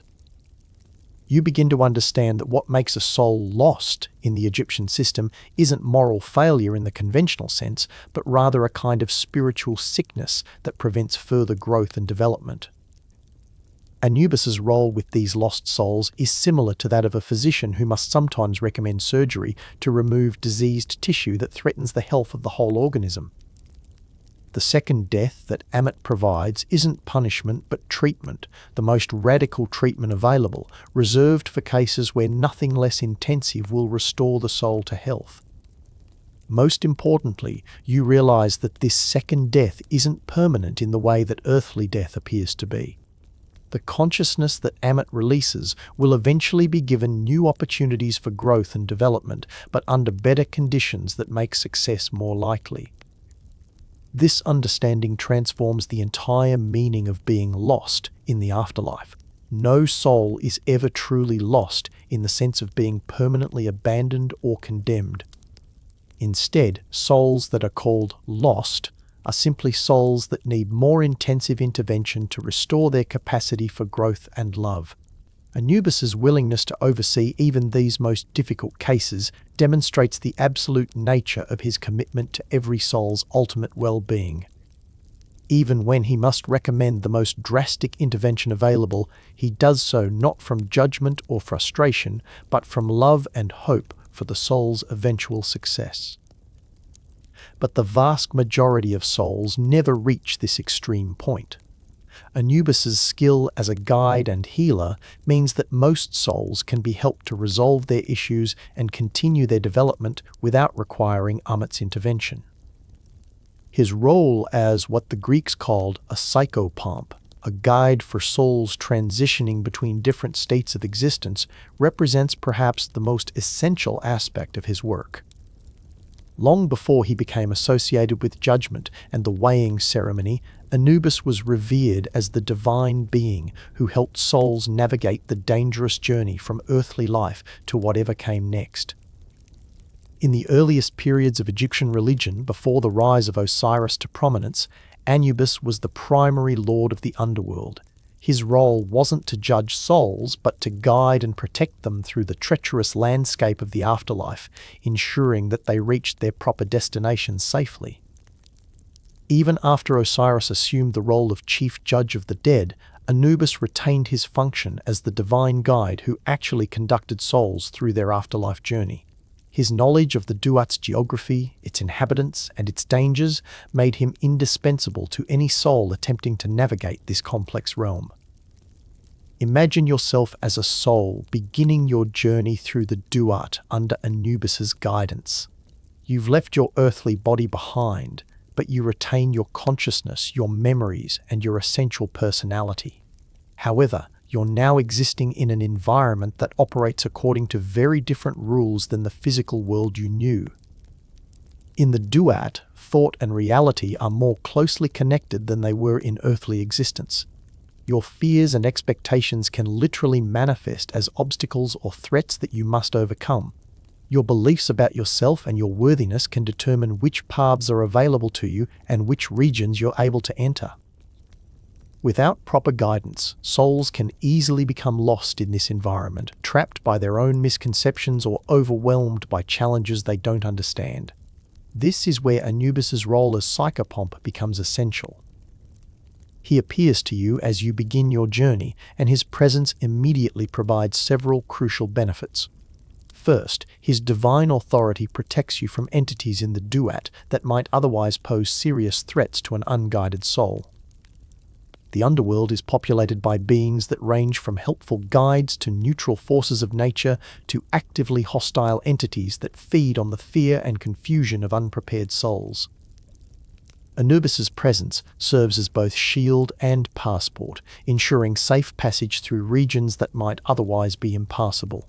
Second, his extensive knowledge of the Duat's geography prevents you from taking wrong turns or entering regions for which you're not properly prepared. The underworld is vast and complex, with many different regions that serve different functions in the soul's development process. Some regions are designed for purification and healing. Others provide education and understanding. Still others offer tests and challenges that help souls develop new capacities. But entering the wrong region at the wrong time can result in confusion, delay, or even genuine spiritual harm. Anubis knows exactly which path each soul needs to take based on their individual history, condition, and developmental needs. He guides you along routes that will provide exactly the experiences you need while avoiding unnecessary dangers or challenges for which you're not yet prepared. Third, his understanding of the symbolic language of the afterlife helps you interpret the experiences you encounter correctly. In the Duat, events often have multiple layers of meaning, and misunderstanding these meanings can result in missing important lessons or opportunities for growth. For example, you might encounter what appears to be a fearsome monster blocking your path. Without guidance, you might assume this is an enemy to be fought or avoided. But Anubis helps you understand that this monster is actually a representation of one of your own unresolved fears, and that the way to pass is not through combat, but through acknowledgement and integration. He teaches you to see beyond the surface appearance of afterlife experiences to their deeper spiritual significance. This education is crucial for souls who want to benefit fully from their journey through the underworld rather than simply surviving it. Fourth, Anubis provides emotional and spiritual support during moments when the journey becomes overwhelming or discouraging. The process of transitioning from earthly to eternal existence is inherently challenging, and even well-prepared souls sometimes experience doubt, fear, or despair. When you encounter your own shadow material, the parts of yourself that you rejected or tried to ignore during earthly life, Anubis helps you understand that this confrontation is necessary for your development rather than evidence of your failure or unworthiness. When you face challenges that seem beyond your capacity to handle, he reminds you of inner resources you may have forgotten you possessed, helping you find the strength and wisdom needed to continue. When you feel tempted to give up or turn back, he helps you remember why you began this journey and what awaits you if you persist to its completion. This emotional and spiritual support is provided not through empty reassurance, but through deep understanding of each soul's unique situation and needs. Anubis has guided countless souls through similar challenges and knows exactly what kind of encouragement and assistance each individual requires. As your journey through the Duat progresses under Anubis's guidance, you begin to understand that his role as psychopomp involves much more than simple navigation assistance. He's actually facilitating a profound educational process that transforms souls from earthly to eternal beings. Each region of the underworld provides different lessons and opportunities for growth. In the Lake of Fire, you learn to release attachments that no longer serve your development. In the Cavern of the West, you develop the ability to navigate by inner guidance rather than external landmarks. In the Field of Offerings, you discover the joy of giving and receiving in perfect balance. In the Pool of Fire that destroys enemies, you learn to distinguish between aspects of yourself that serve your growth and aspects that hinder it. Anubis doesn't just guide you through these experiences, he helps you understand their significance and integrate their lessons into your evolving consciousness. He's like an ideal teacher who not only presents information but ensures that students truly understand and can apply what they've learned. What kind of teacher or guide has been most helpful to you during challenging periods of your life? For me, it has to be someone who combined deep knowledge with genuine care, who could see my potential even when I couldn't, and who was willing to be patient with my learning process. That's exactly what Anubis provides as a psychopomp, expert knowledge combined with infinite patience and genuine care for each soul's development. His guidance transforms what could be a terrifying journey into an educational adventure that prepares souls for their eternal existence. By the time you complete your journey through the Duat under Anubis's guidance, you've been fundamentally transformed. You're no longer the same being who began the journey at the moment of earthly death. You've developed new capacities, resolved old issues, and gained understanding that will serve you throughout your eternal existence. More importantly, you've learned to trust the process of growth and transformation itself. You understand that challenges and difficulties are not punishments but opportunities, that guidance is always available when you need it, and that the universe is ultimately supportive of every soul's journey toward wisdom and love. This understanding, which Anubis has helped you develop through your journey together, becomes the foundation for your success in whatever form of eternal existence awaits you. Whether you're destined for the field of reeds, for service as a guide to other souls, or for continued learning and development in other realms, you're now equipped with the understanding and confidence you need to thrive. Anubis's role as psychopomp reveals the fundamental compassion that underlies the entire Egyptian system of afterlife beliefs. Death isn't seen as punishment or tragedy, but as transition and opportunity. The journey through the underworld isn't a test designed to weed out the unworthy, but an educational process designed to help every soul achieve its highest potential. And Anubis himself isn't a harsh judge or fearsome gatekeeper. but a skilled teacher and compassionate guide whose only agenda is helping souls succeed in their development toward wisdom, love, and unity with the divine. But why did the ancient Egyptians choose a jackal as the animal form for this compassionate guide and protector? The answer to this question reveals the sophisticated understanding of symbolism that characterized Egyptian religious thought and helps explain why Anubis became so central to their understanding of death and the afterlife. The choice of jackal imagery for Anubis wasn't arbitrary or accidental.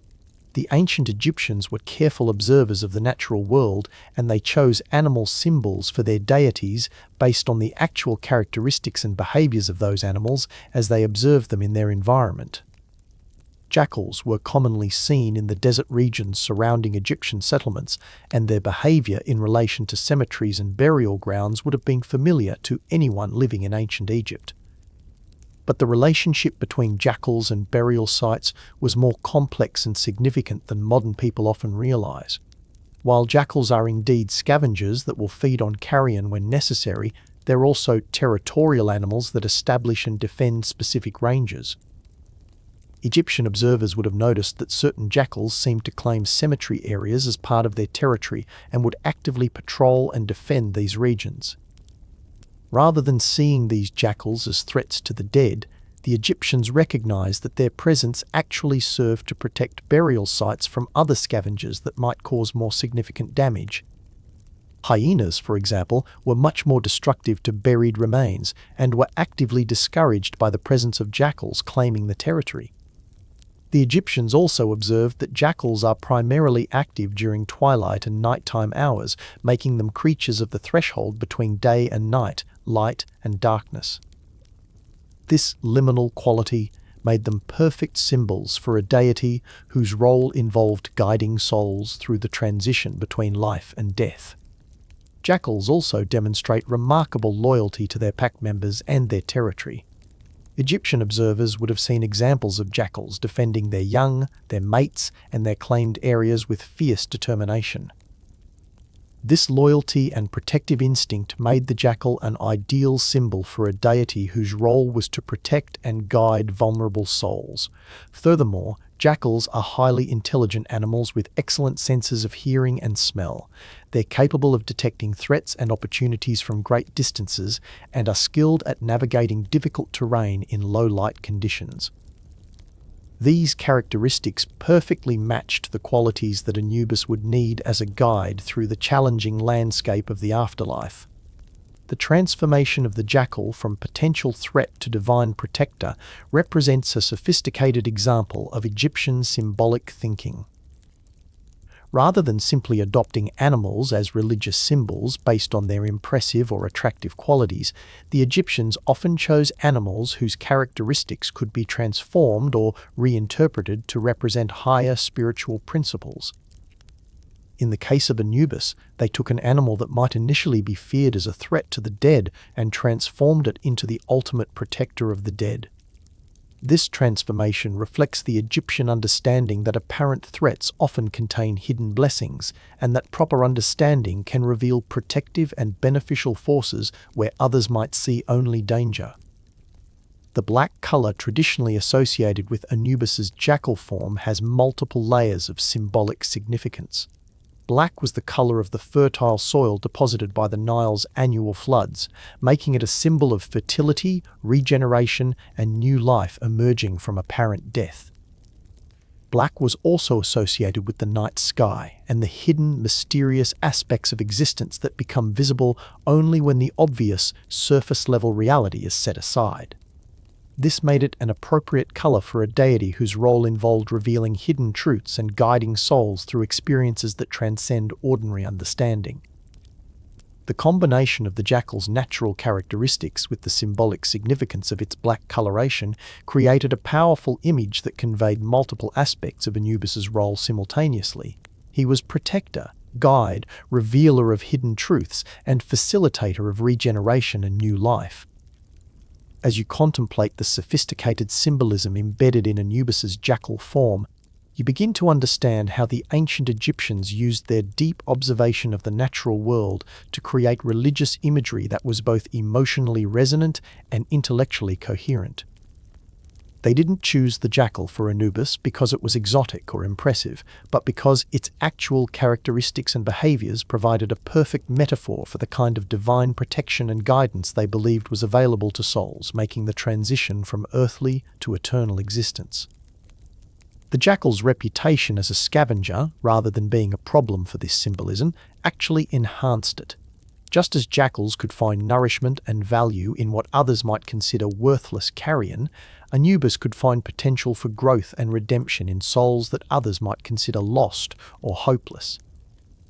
The jackal's ability to thrive in the harsh desert environment made it an ideal symbol for a deity who could help souls navigate the challenging conditions of the afterlife. Just as jackals knew how to find water and shelter in the desert, Anubis knew how to help souls find the resources they needed to survive and thrive in the Duat. The jackal's pack loyalty and territorial behavior provided a model for the kind of commitment and protection that Anubis offered to souls under his care. Just as a jackal would defend its territory and pack members against any threat, Anubis would defend souls from the genuine dangers they might encounter in the afterlife. Even the jackal's nocturnal habits contributed to the symbolism, representing Anubis's role as a guide through the dark periods of soul development, the times when normal consciousness is set aside and deeper transformations become possible. When you consider how carefully the Egyptians chose and developed their religious symbolism, you can appreciate the depth of thought and observation that went into their understanding of death and the afterlife. Every detail of Anubis's appearance and attributes was carefully considered and perfectly matched to his role in the cosmic order. This attention to symbolic detail reflects the Egyptian understanding that religious imagery isn't just decorative or arbitrary, but serves important psychological and spiritual functions. The image of Anubis as a jackal-headed god didn't just represent abstract theological concepts, it provided a form that souls could recognize, relate to, and trust during their most vulnerable moments. The familiar yet dignified appearance of Anubis helped souls understand that they were in the care of a being who understood both their earthly nature and their divine potential. His jackal head connected him to the natural world they knew, while his human body and divine attributes indicated his transcendence of ordinary limitations. This combination of familiar and transcendent elements in Anubis's imagery provided exactly the kind of figure that souls needed during their afterlife journey, someone who was clearly more than human and capable of providing divine assistance, but who was also clearly connected to and understanding of earthly existence and its challenges. As you reflect on all these aspects of Anubis's role and symbolism, you begin to see how completely and thoughtfully the ancient Egyptians had worked out their understanding of death and the afterlife. Every element of their system was carefully designed to support souls through the transition from earthly to eternal existence. Anubis stands at the center of this system, not as a figure of fear or judgment, but as the embodiment of divine compassion, wisdom, and commitment to every soul's ultimate success. His various roles, guardian of the scales, patron of embalmers, guide for lost souls, and protector of the dead, all serve the same fundamental purpose, ensuring that no soul faces the challenges of death and afterlife alone. The jackal symbolism that defines his appearance reflects the Egyptian understanding that true protection and guidance often come from sources that might initially seem threatening or unfamiliar. Just as jackals protect cemeteries from more destructive scavengers, Anubis protects souls from the genuine dangers of the afterlife while helping them navigate its challenges successfully. His transformation from the potentially threatening scavenger jackal to the protective divine guide represents the kind of transformation that the Egyptian system promised to every soul, the evolution from apparent threat or limitation to realized potential and blessing. Whether souls encountered Anubis during the mummification process, the journey through the Duat, the weighing of the heart ceremony, or any of his other sacred functions, they could trust that they were in the care of a being whose wisdom was absolute, whose patience was infinite, and whose commitment to their well-being was unwavering. This understanding allowed the ancient Egyptians to face death not with terror, but with confidence, knowing that their transition from earthly to eternal existence would be guided by the most skilled and compassionate teacher imaginable. They understood that death was not an ending but a graduation, not a punishment but an opportunity, not an abandonment but a homecoming facilitated by Anubis's expert guidance. As you prepare to conclude this deep exploration of Anubis and his work with lost souls, let yourself rest in the profound peace that comes from understanding the true nature of death and the afterlife. You've discovered that being lost is always temporary, that guidance is always available, and that the universe is fundamentally designed to support every soul's journey toward wisdom, love, and unity with the divine. Anubis represents the promise that no soul ever has to face its challenges alone, that expert help is always available for those who need it, and that even the most difficult spiritual situations can be resolved with proper guidance and sufficient patience. Whether you think of him as a mythological figure or as a symbol of the divine compassion that underlies all existence, Anubis offers the reassurance that consciousness is precious, that growth is always possible, and that love is the fundamental force that guides the universe. But our exploration of Anubis and his profound work with souls doesn't end here. There are deeper mysteries yet to uncover, more intricate aspects of his role that reveal the true sophistication of ancient Egyptian spiritual wisdom. As you rest in this growing understanding, let yourself be drawn even deeper into the sacred knowledge that Anubis guarded and dispensed to souls making their eternal journey. One of the most crucial yet overlooked aspects of Anubis's work involves his role as the guardian and teacher of the secret spells contained within the Book of the Dead. While most people think of the Book of the Dead as simply a collection of funeral texts, it was actually a comprehensive guidebook filled with magical formulae, protective spells, and sacred knowledge that souls needed to navigate the afterlife successfully. Anubis wasn't just a passive guardian of this knowledge, he was an active teacher and examiner, ensuring that souls possessed the understanding they needed to protect themselves during their journey through the Duat. In many ways, he served as both professor and final examiner in the most important course any soul would ever take. Imagine yourself as a soul who has recently died, finding yourself in the preliminary chambers of the afterlife under Anubis's guidance. Your physical death was just the beginning of your education. Now you must learn to use knowledge and abilities that have nothing to do with your earthly experience, but everything to do with your spiritual survival. Anubis approaches you with what appears to be a scroll covered in hieroglyphic writing, but as you focus on it, you realize that this isn't ordinary writing. The symbols seem to pulse with their own inner light, and as you read them, they imprint themselves not just in your mind, but in the very fabric of your spiritual being. These are the words of power, Anubis explains, his voice carrying the authority of someone who has overseen this process for millennia.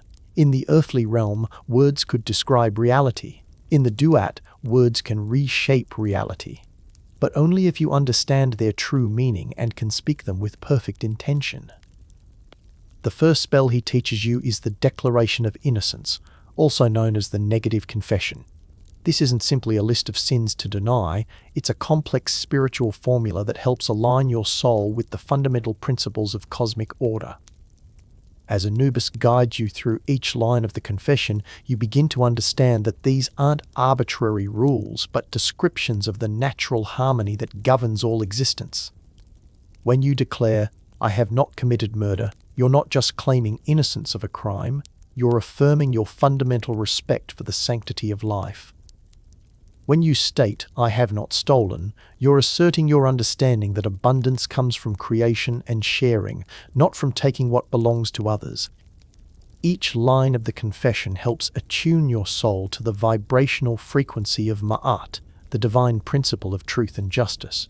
But Anubis doesn't just give you the words, he helps you understand the deeper spiritual reality behind each declaration. He shows you how your earthly actions either supported or violated these cosmic principles, helping you develop genuine understanding rather than mere memorization. You work with a soul who is struggling with the line, "I have not caused pain to others." In their earthly life, this soul was a strict parent who believed that discipline required harsh punishment. They caused genuine pain to their children, but they did so believing it was for the children's own good. Anubis doesn't tell this soul they were wrong to discipline their children, but he helps them understand the difference between correction that comes from love and wisdom versus correction that comes from anger and impatience. He shows them how their good intentions were sometimes corrupted by their own unresolved pain and fear. Through this process, the soul develops the understanding necessary to recite the confession with genuine truth rather than hopeful denial. They acknowledge the pain they caused while also recognizing that their fundamental intention was to protect and guide their children. This kind of deep spiritual education takes time, not earthly time, but the kind of developmental time that allows consciousness to truly integrate new understanding. Anubis is patient with this process, understanding that authentic spiritual growth can't be rushed. The next category of spells Anubis teaches involves protection and navigation. The Duat is filled with entities and forces that aren't necessarily evil, but can be dangerous to unprepared souls.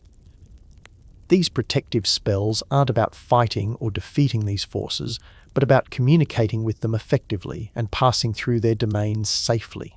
One of the most important spells is the formula for not being eaten by snakes. To earthly thinking, this might sound almost comical, but in the symbolic language of the afterlife, serpents represent the primal forces of chaos and transformation that can overwhelm souls who don't understand how to work with them. Anubis teaches you that the key to this spell isn't in the words themselves, but in the consciousness behind them. When you encounter the serpent guardians of the Duat, you must approach them not with fear or aggression, but with the understanding that they serve a necessary function in the cosmic order. The spell teaches you to identify yourself correctly to these guardians, not by your earthly name or role, but by your spiritual essence and purpose. You learn to say, in effect, "I am not prey to be consumed, but a soul on a sacred journey under divine protection. I recognize your function and respect your authority, but I claim safe passage by right of my genuine spiritual development." This isn't empty bravado, but authentic spiritual confidence based on real understanding. The serpent guardians can sense the difference between souls who have earned safe passage and those who are merely trying to bluff their way through. Anubis spends considerable time helping you develop this authentic spiritual confidence. He shows you how to recognize and trust your own divine nature while maintaining appropriate humility and respect for the forces you encounter. Another crucial set of spells involves the navigation of the various gates and checkpoints throughout the Duat.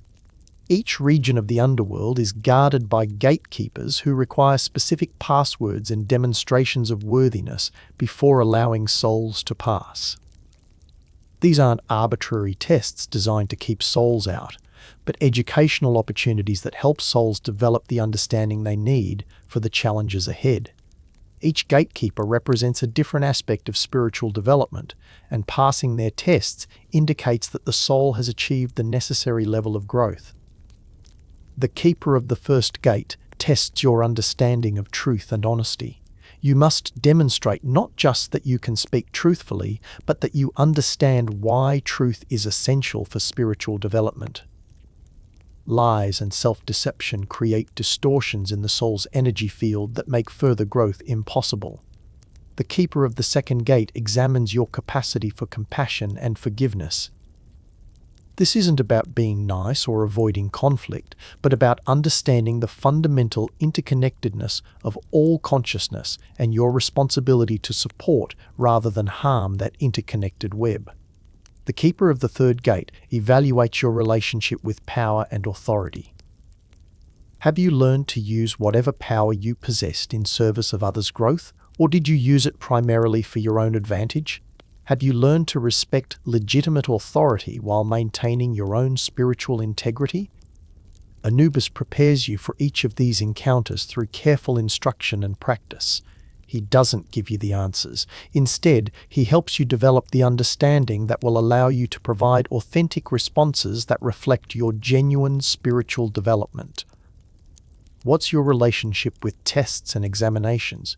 Do you see them as obstacles to overcome or as opportunities to demonstrate what you've learned? For me, it has to be opportunities to demonstrate understanding. The best tests aren't about memorizing information, but about showing that you've integrated knowledge in a way that allows you to apply it creatively and appropriately. That's exactly how the spiritual tests in the Duat function under Anubis's guidance. They're not designed to trip souls up or catch them in mistakes, but to provide opportunities for souls to demonstrate their readiness for the next stage of their development. One of the most complex spells that Anubis teaches is the formula for becoming a living soul, which governs the transformation from earthly consciousness to eternal consciousness. This spell doesn't just describe this transformation, it actually facilitates it, helping souls release their attachment to earthly identity while retaining everything of value from their earthly experience. Learning this spell requires understanding the difference between your essential spiritual nature and the temporary roles and identities you adopted during earthly life. Anubis guides you through the process of examining each aspect of your earthly identity to determine what should be retained in your eternal existence and what should be released as no longer needed. Your profession, for example, might have provided valuable skills and knowledge that will serve you in eternity, but the status and social position it provided in earthly life are meaningless in the spiritual realm. Anubis helps you extract the valuable elements while releasing the unnecessary attachments. Your relationships with family and friends provided opportunities to learn about love, loyalty, responsibility, and forgiveness. These lessons remain valuable in your eternal existence, but the specific forms those relationships took during earthly life may need to be transformed to accommodate everyone's spiritual growth. This process of spiritual distillation can be challenging and sometimes painful. You're essentially learning to become more yourself than you ever were during earthly existence, but this requires releasing aspects of yourself that felt central to your identity. Anubis supports you through this process with infinite patience and understanding. He's guided countless souls through this same transformation and understands both its necessity and its difficulty. He provides exactly the right balance of challenge and support that each individual soul requires. Some souls resist this transformation, clinging to earthly identities that no longer serve their development. These are often the souls that become lost, not because they've done anything evil, but because they're unwilling to grow beyond the limitations of their earthly experience. Anubis works with these resistant souls using specialized techniques designed to help them understand what they're choosing to give up by clinging to outdated identities. He shows them glimpses of the expanded existence that awaits them if they can release their attachments to earthly roles and status. He might show a soul who was wealthy in earthly life how their attachment to their former wealth is preventing them from experiencing the true abundance available in eternal existence. Or he might help a soul who was powerful in earthly politics understand how their attachment to their former authority is blocking them from participating in the more meaningful forms of cosmic governance available in the spiritual realm. These interventions are always conducted with compassion and respect for the soul's free will. Anubis never forces transformation, but he makes sure that souls understand the full implications of their choices. The most advanced spells that Anubis teaches involve the soul's eventual integration into the cosmic order and their preparation for whatever role they will serve in the ongoing work of creation and consciousness development. These spells are intensely personal, as they help each soul discover their unique contribution to the universal project of growth and learning. Some souls are destined to become teachers and guides for future generations of souls, making their own journey through death and transformation. The spells they learn prepare them to provide the same kind of patient, skilled guidance that Anubis has provided for them. Other souls are called to serve as healers and counselors, helping to resolve the complex spiritual issues that can develop during any being's journey through existence. Their spells focus on developing the wisdom and compassion necessary to understand others' pain and the skill to facilitate genuine healing. Still, other souls are meant to serve as explorers and researchers, investigating the deeper mysteries of existence and consciousness. Their spells develop the curiosity, courage, and discernment necessary to venture into unknown realms and return with knowledge that benefits all consciousness. Anubis's role as teacher of these sacred spells reveals another dimension of his commitment to every soul's ultimate success. He doesn't just help souls survive their journey through the afterlife, he helps them discover and prepare for their eternal purpose and contribution to the cosmic order. But what happened to souls who failed these spiritual examinations? What was the ultimate fate of those whose hearts were judged too heavy, who were deemed unready for eternal existence? The question of the second death, the complete destruction administered by Ammit, remains one of the most debated and troubling aspects of Egyptian afterlife beliefs. The concept of the second death represented the ancient Egyptians' attempt to grapple with one of the most fundamental questions any spiritual system must address. What happens to consciousness that becomes so corrupted or dysfunctional that it can no longer serve its intended purpose? Different schools of Egyptian theology offered varying interpretations of this ultimate fate.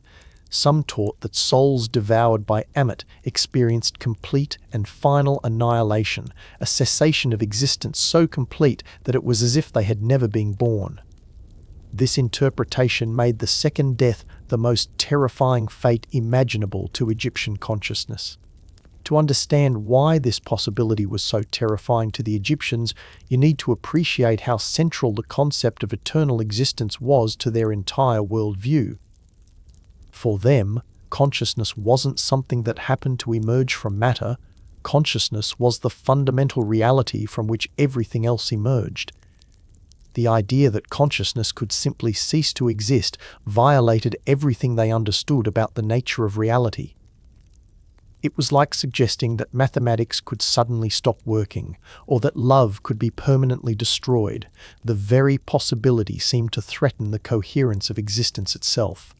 Other theological schools offered slightly different interpretations that were less absolute in their finality. Some suggested that the second death involved not complete annihilation, but a return to the primordial chaos from which all consciousness originally emerged, a kind of cosmic recycling that preserved the essential energy while completely dissolving the individual personality and memory.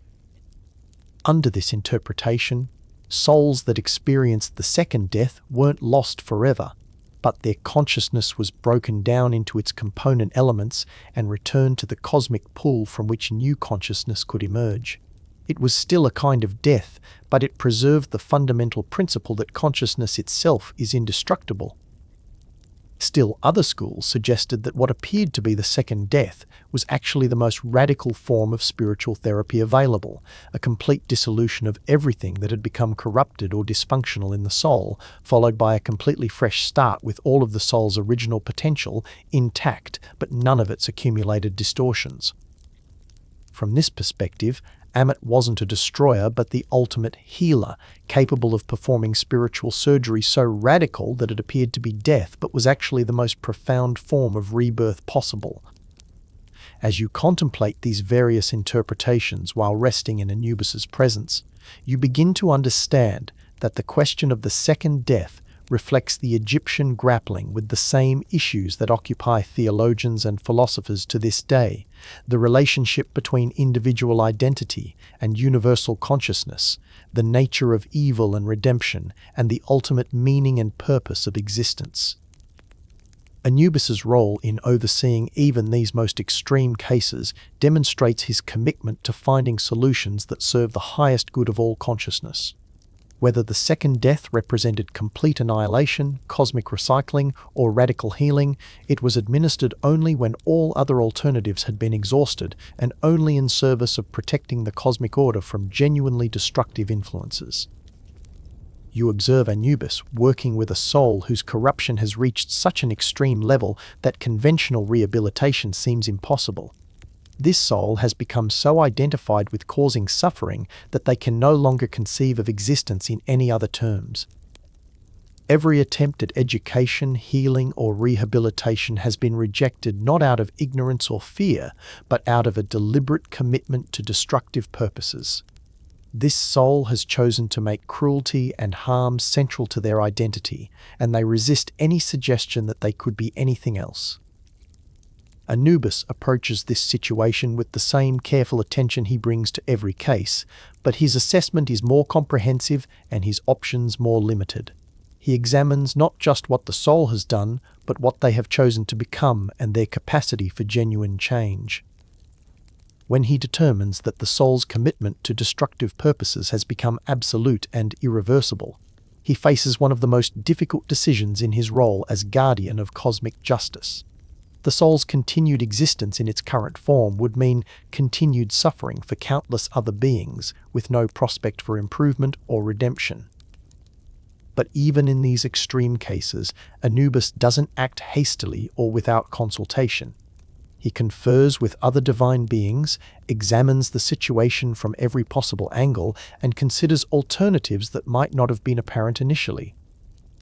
Only when he's absolutely certain that no other solution is possible does he make the decision to allow Ammit to intervene, and even then he does so with profound sadness rather than satisfaction. The loss of any consciousness, regardless of its condition, represents a tragedy for the cosmic community as a whole.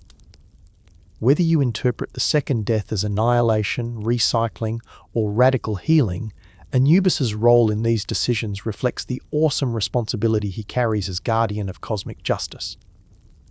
He must balance compassion for individual souls with protection of the larger cosmic order, seeking solutions that serve the highest good, even when those solutions involve experiences that seem tragic from limited perspectives.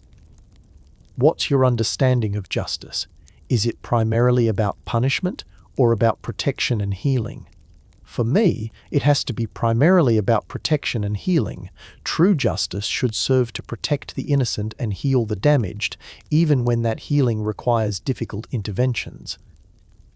That's exactly how Anubis approaches even the most difficult cases that come before him.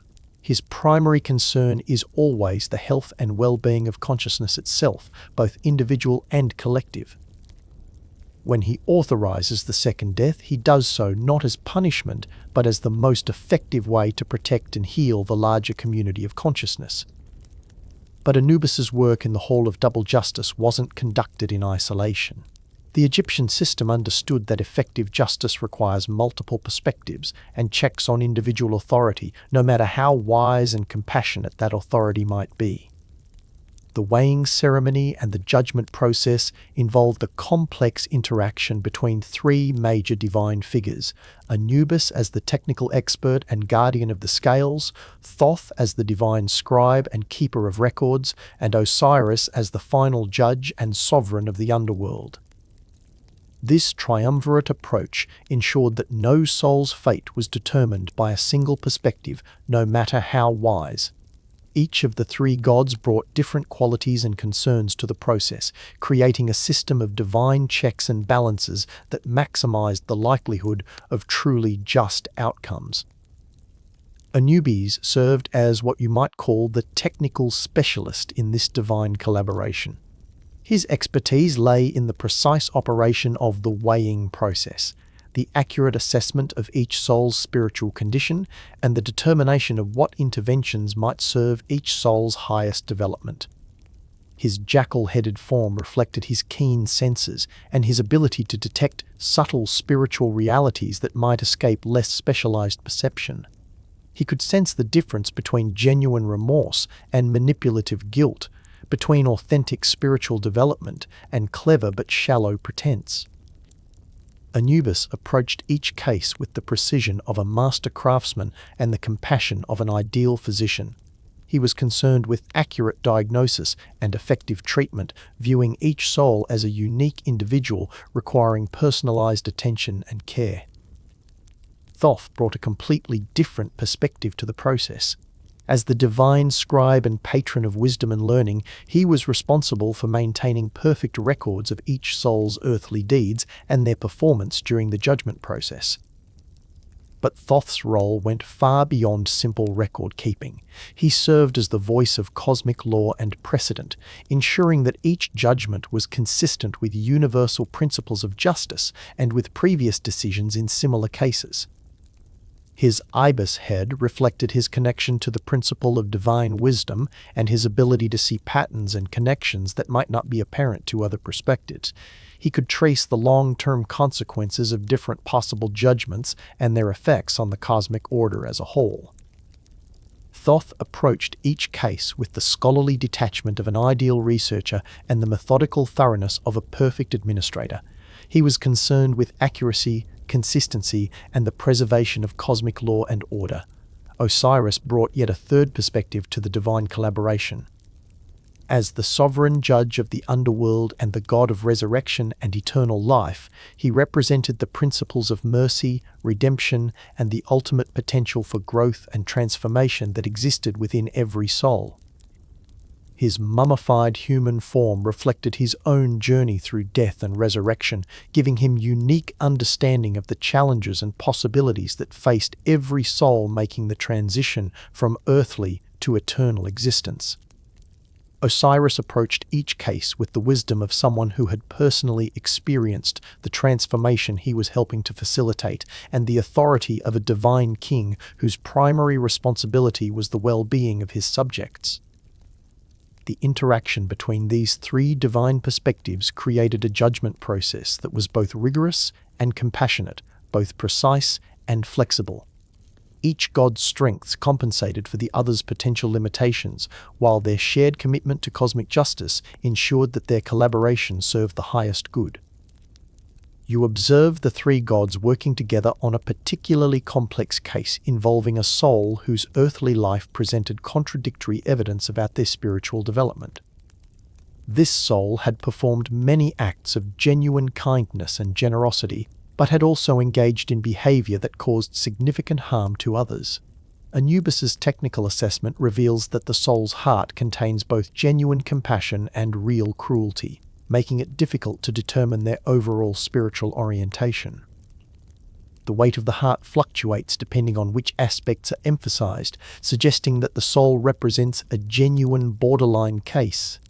Thoth consults his records and finds precedents that could support several different judgments. Some similar souls had been given additional opportunities for growth and rehabilitation, while others had been deemed unready for eternal existence and subjected to more serious interventions. The records show that the determining factors in previous cases involved the soul's willingness to acknowledge their harmful actions and their capacity for genuine change. But this soul's case is complicated by evidence that their harmful behavior was partly the result of mental illness that they didn't choose and couldn't fully control. Osiris brings his perspective as judge and king to bear on the situation, considering not just the soul's past actions, but their potential for future growth and their possible contributions to the cosmic order. He sees qualities in this soul that could be developed into genuine wisdom and compassion, but he also recognizes the legitimate concerns about their past harmful behavior. The three gods engage in careful deliberation, each contributing their expertise and perspective while remaining open to insights from the others. This isn't a debate or argument, but a collaborative process of discovery aimed at finding the solution that best serves all concerned. Anubis suggests a rehabilitation program that would address the soul's mental health issues while helping them develop better coping strategies and greater self-awareness. His technical expertise indicates that such a program could be successful, but it would require significant time and resources. Thoth examines the precedents and finds that similar rehabilitation programs have had mixed results, succeeding with some souls but failing with others. He notes that the cosmic resources devoted to rehabilitation are limited and must be allocated carefully to maximize their effectiveness. Osiris weighs the various factors and makes the final decision, taking into account both the soul's individual needs and the larger cosmic order. He authorizes the rehabilitation program that Anubis has proposed, but with specific conditions and monitoring requirements that address Thoth's concerns about resource allocation and precedent. This collaborative approach ensures that the final judgment reflects multiple perspectives and considerations while maintaining the consistency and fairness that cosmic justice requires. No single viewpoint, however wise, determines the outcome. Instead, the wisdom of all three divine perspectives is integrated into a solution that serves the highest good. The relationship between the three gods in the judgment process reflects the Egyptian understanding that effective leadership requires multiple perspectives and shared responsibility. Even divine authority benefits from checks and balances that prevent individual bias or limitation from distorting the pursuit of justice. But this triumvirate system wasn't always the structure that governed Egyptian afterlife beliefs. In the earliest periods of Egyptian religion, before the rise of Osiris to prominence as king of the dead, Anubis himself served as the supreme ruler of the underworld and the final authority in all matters concerning the dead. Understanding this earlier period of Anubis's supremacy provides crucial insight into his character and capabilities. He wasn't always the skilled technician serving under Osiris's ultimate authority.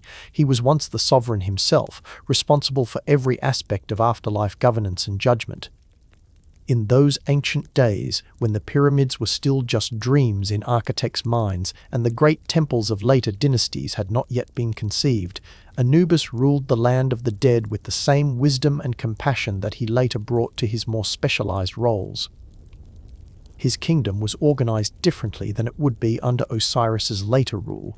Rather than the complex system of multiple judges and elaborate ceremonies that characterized the classical Egyptian afterlife, Anubis's early rule was more direct and personal. Every soul that died came directly before Anubis for judgment and guidance. There were no intermediate stages, no complex bureaucracies, no elaborate rituals, just the direct relationship between the divine king and each individual soul seeking guidance for their eternal existence. This more intimate system reflected Anubis's essential nature as a guardian and protector. His judgments were based not on complex legal precedents or elaborate theological principles, but on his direct, intuitive assessment of each soul's condition and needs. You can imagine yourself as a soul from that ancient era, dying in a world where the spiritual landscape was simpler but perhaps more mysterious than it would later become. Death brings you directly into the presence of the jackal-headed king, whose authority is absolute but whose concern for your well-being is equally complete. Anubis, in his role as sovereign of the dead, combined the technical expertise he would later display as guardian of the scales with the ultimate authority that would later be transferred to Osiris. He was simultaneously judge, guide, protector, and king, the complete embodiment of divine care for the dead. His court was less formal than the elaborate hall of double justice that would later develop. Instead of multiple divine officials and complex ceremonies, there was simply the direct encounter between king and subject, conducted with the intimacy and personal attention that only absolute authority can provide. But this intimacy didn't make Anubis's judgments less rigorous or his standards less demanding. If anything, his direct personal involvement with each case made his assessments more thorough and his interventions more precisely tailored to individual needs. When he determined that a soul required additional preparation before entering eternal life, he personally supervised their education and development. When a soul needed healing from spiritual wounds, he provided that healing directly rather than delegating it to subordinates. When a soul proved to be genuinely corrupted and dangerous to the cosmic order, Anubis made the decision for their elimination personally, taking full responsibility for the necessity and the tragedy of such extreme measures. This ancient period of Anubis's sole rule demonstrates his capacity for ultimate responsibility and authority. His later willingness to serve under Osiris's sovereignty wasn't a demotion or a limitation of his power, it was a voluntary choice to specialize in the areas where his unique talents could be most effectively employed. When the cult of Osiris began to rise in prominence, bringing with it a more complex theology of death and resurrection, Anubis could have resisted this change and fought to maintain his position as sole ruler of the dead. Instead, he chose to collaborate with Osiris and the other emerging deities, recognizing that this collaboration could serve the needs of souls more effectively than his individual rule, however benevolent and wise. The transition from Anubis's solo rule to the triumvirate system was conducted with the same wisdom and attention to cosmic harmony that characterized all of Anubis's decisions. Rather than creating conflict or confusion, the change enhanced the quality of afterlife governance and provided souls with even better guidance and protection. Anubis's willingness to share authority and specialize his role demonstrates the ultimate wisdom and humility that characterized truly great leadership. He was more concerned with serving souls effectively than with maintaining personal power or prestige. What's your experience with effective leadership? Do the best leaders insist on maintaining all authority themselves, or do they know when to collaborate and specialize? For me, it has to be collaboration and specialization. The best leaders I've known were secure enough in themselves to share authority when it served the larger good. That's exactly the kind of leadership that Anubis demonstrated in his transition from sole ruler to specialized collaborator. His decision to work within the emerging theological system rather than resisting it showed his fundamental commitment to serving consciousness rather than serving his own ego or status. But Anubis's influence didn't end with the development of classical Egyptian theology. His powerful symbolic presence and profound spiritual significance have continued to resonate through human consciousness across the millennia, evolving and adapting to serve the needs of different cultures and eras. In the modern world, Anubis has experienced a remarkable renaissance, emerging from the scholarly obscurity of Egyptology to become one of the most recognizable and compelling figures in popular culture. His image appears in movies, television shows, video games, comic books, and countless other forms of contemporary media. But this modern fascination with Anubis isn't just about exotic imagery or mysterious ancient cultures. Instead, it reflects the continuing relevance of the psychological and spiritual realities that he represents, the need for guidance during transitions, protection during vulnerable times, and wisdom in making difficult judgments. In modern psychological terms, Anubis represents what Carl Jung would have called an archetypal figure, a universal pattern of meaning that emerges from the collective unconscious and speaks to fundamental human needs and experiences that transcend particular cultures or historical periods. The archetype that Anubis embodies, the wise guide who helps consciousness navigate difficult transitions, remains as relevant today as it was 4,000 years ago. Modern people facing major life changes, dealing with loss and grief, or struggling with moral and ethical decisions often find themselves drawn to Anubis's symbolic presence. In contemporary fantasy and science fiction, Anubis often appears as a figure of mysterious authority who possesses knowledge and capabilities that exceed ordinary understanding. Sometimes he's depicted as benevolent, sometimes as threatening, but always as someone whose judgment matters and whose approval or disapproval has significant consequences. These modern interpretations usually maintain the essential characteristics that defined Anubis in ancient Egypt: his association with death and transition, his role as judge and arbiter, his possession of secret knowledge, and his function as a bridge between different states of existence. Video games, in particular, have embraced Anubis as a character who can provide both challenge and assistance to players navigating complex virtual worlds. His appearance in these contexts often signals that players are approaching crucial decision points or transitions that will significantly affect their progress through the game. The gaming industry's use of Anubis reflects an intuitive understanding of his psychological function. He appears at moments when players need guidance, face important choices, or must demonstrate their worthiness to advance to new levels of challenge and opportunity. In modern spiritual and metaphysical communities, Anubis has found new life as a guide for people exploring death-related phenomena, past life regression, and other forms of consciousness expansion. Many contemporary practitioners report experiences of connection with Anubis during meditation, dream work, and other forms of spiritual practice. These modern spiritual encounters with Anubis often focus on his role as a teacher and protector rather than as a judge. People report receiving guidance about life transitions, help in releasing attachments that no longer serve their growth, and support in developing their own intuitive and healing capabilities. The continuing appeal of Anubis in these contexts reflects the enduring human need for wise guidance during periods of uncertainty and change. Whether the transition involves physical death, the end of relationships, career changes, or spiritual development, people continue to find comfort and assistance in connecting with the archetypal energy that Anubis represents. Modern artists and designers have also embraced Anubis imagery, finding in his distinctive jackal-headed form a powerful symbol that combines elegance, mystery, and spiritual authority. His appearance in contemporary art often represents the intersection between ancient wisdom and modern sensibility. The visual impact of Anubis's image, the sleek lines of the jackal head combined with the dignity of the human form, provides artists with a symbol that is immediately recognizable yet capable of infinite variation and interpretation. Fashion designers have incorporated Anubis imagery into clothing and jewelry, creating pieces that allow modern people to connect with his symbolic energy in their daily lives. These items often serve as talismans or reminders of the deeper spiritual realities that Anubis represents.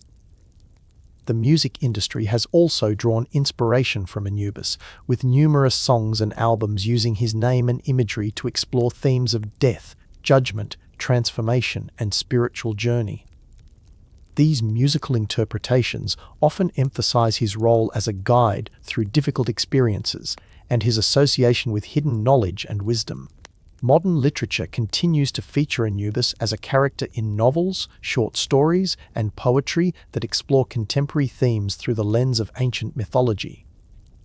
These literary works often use his presence to examine questions about morality, justice, the meaning of death, and the possibility of life after death.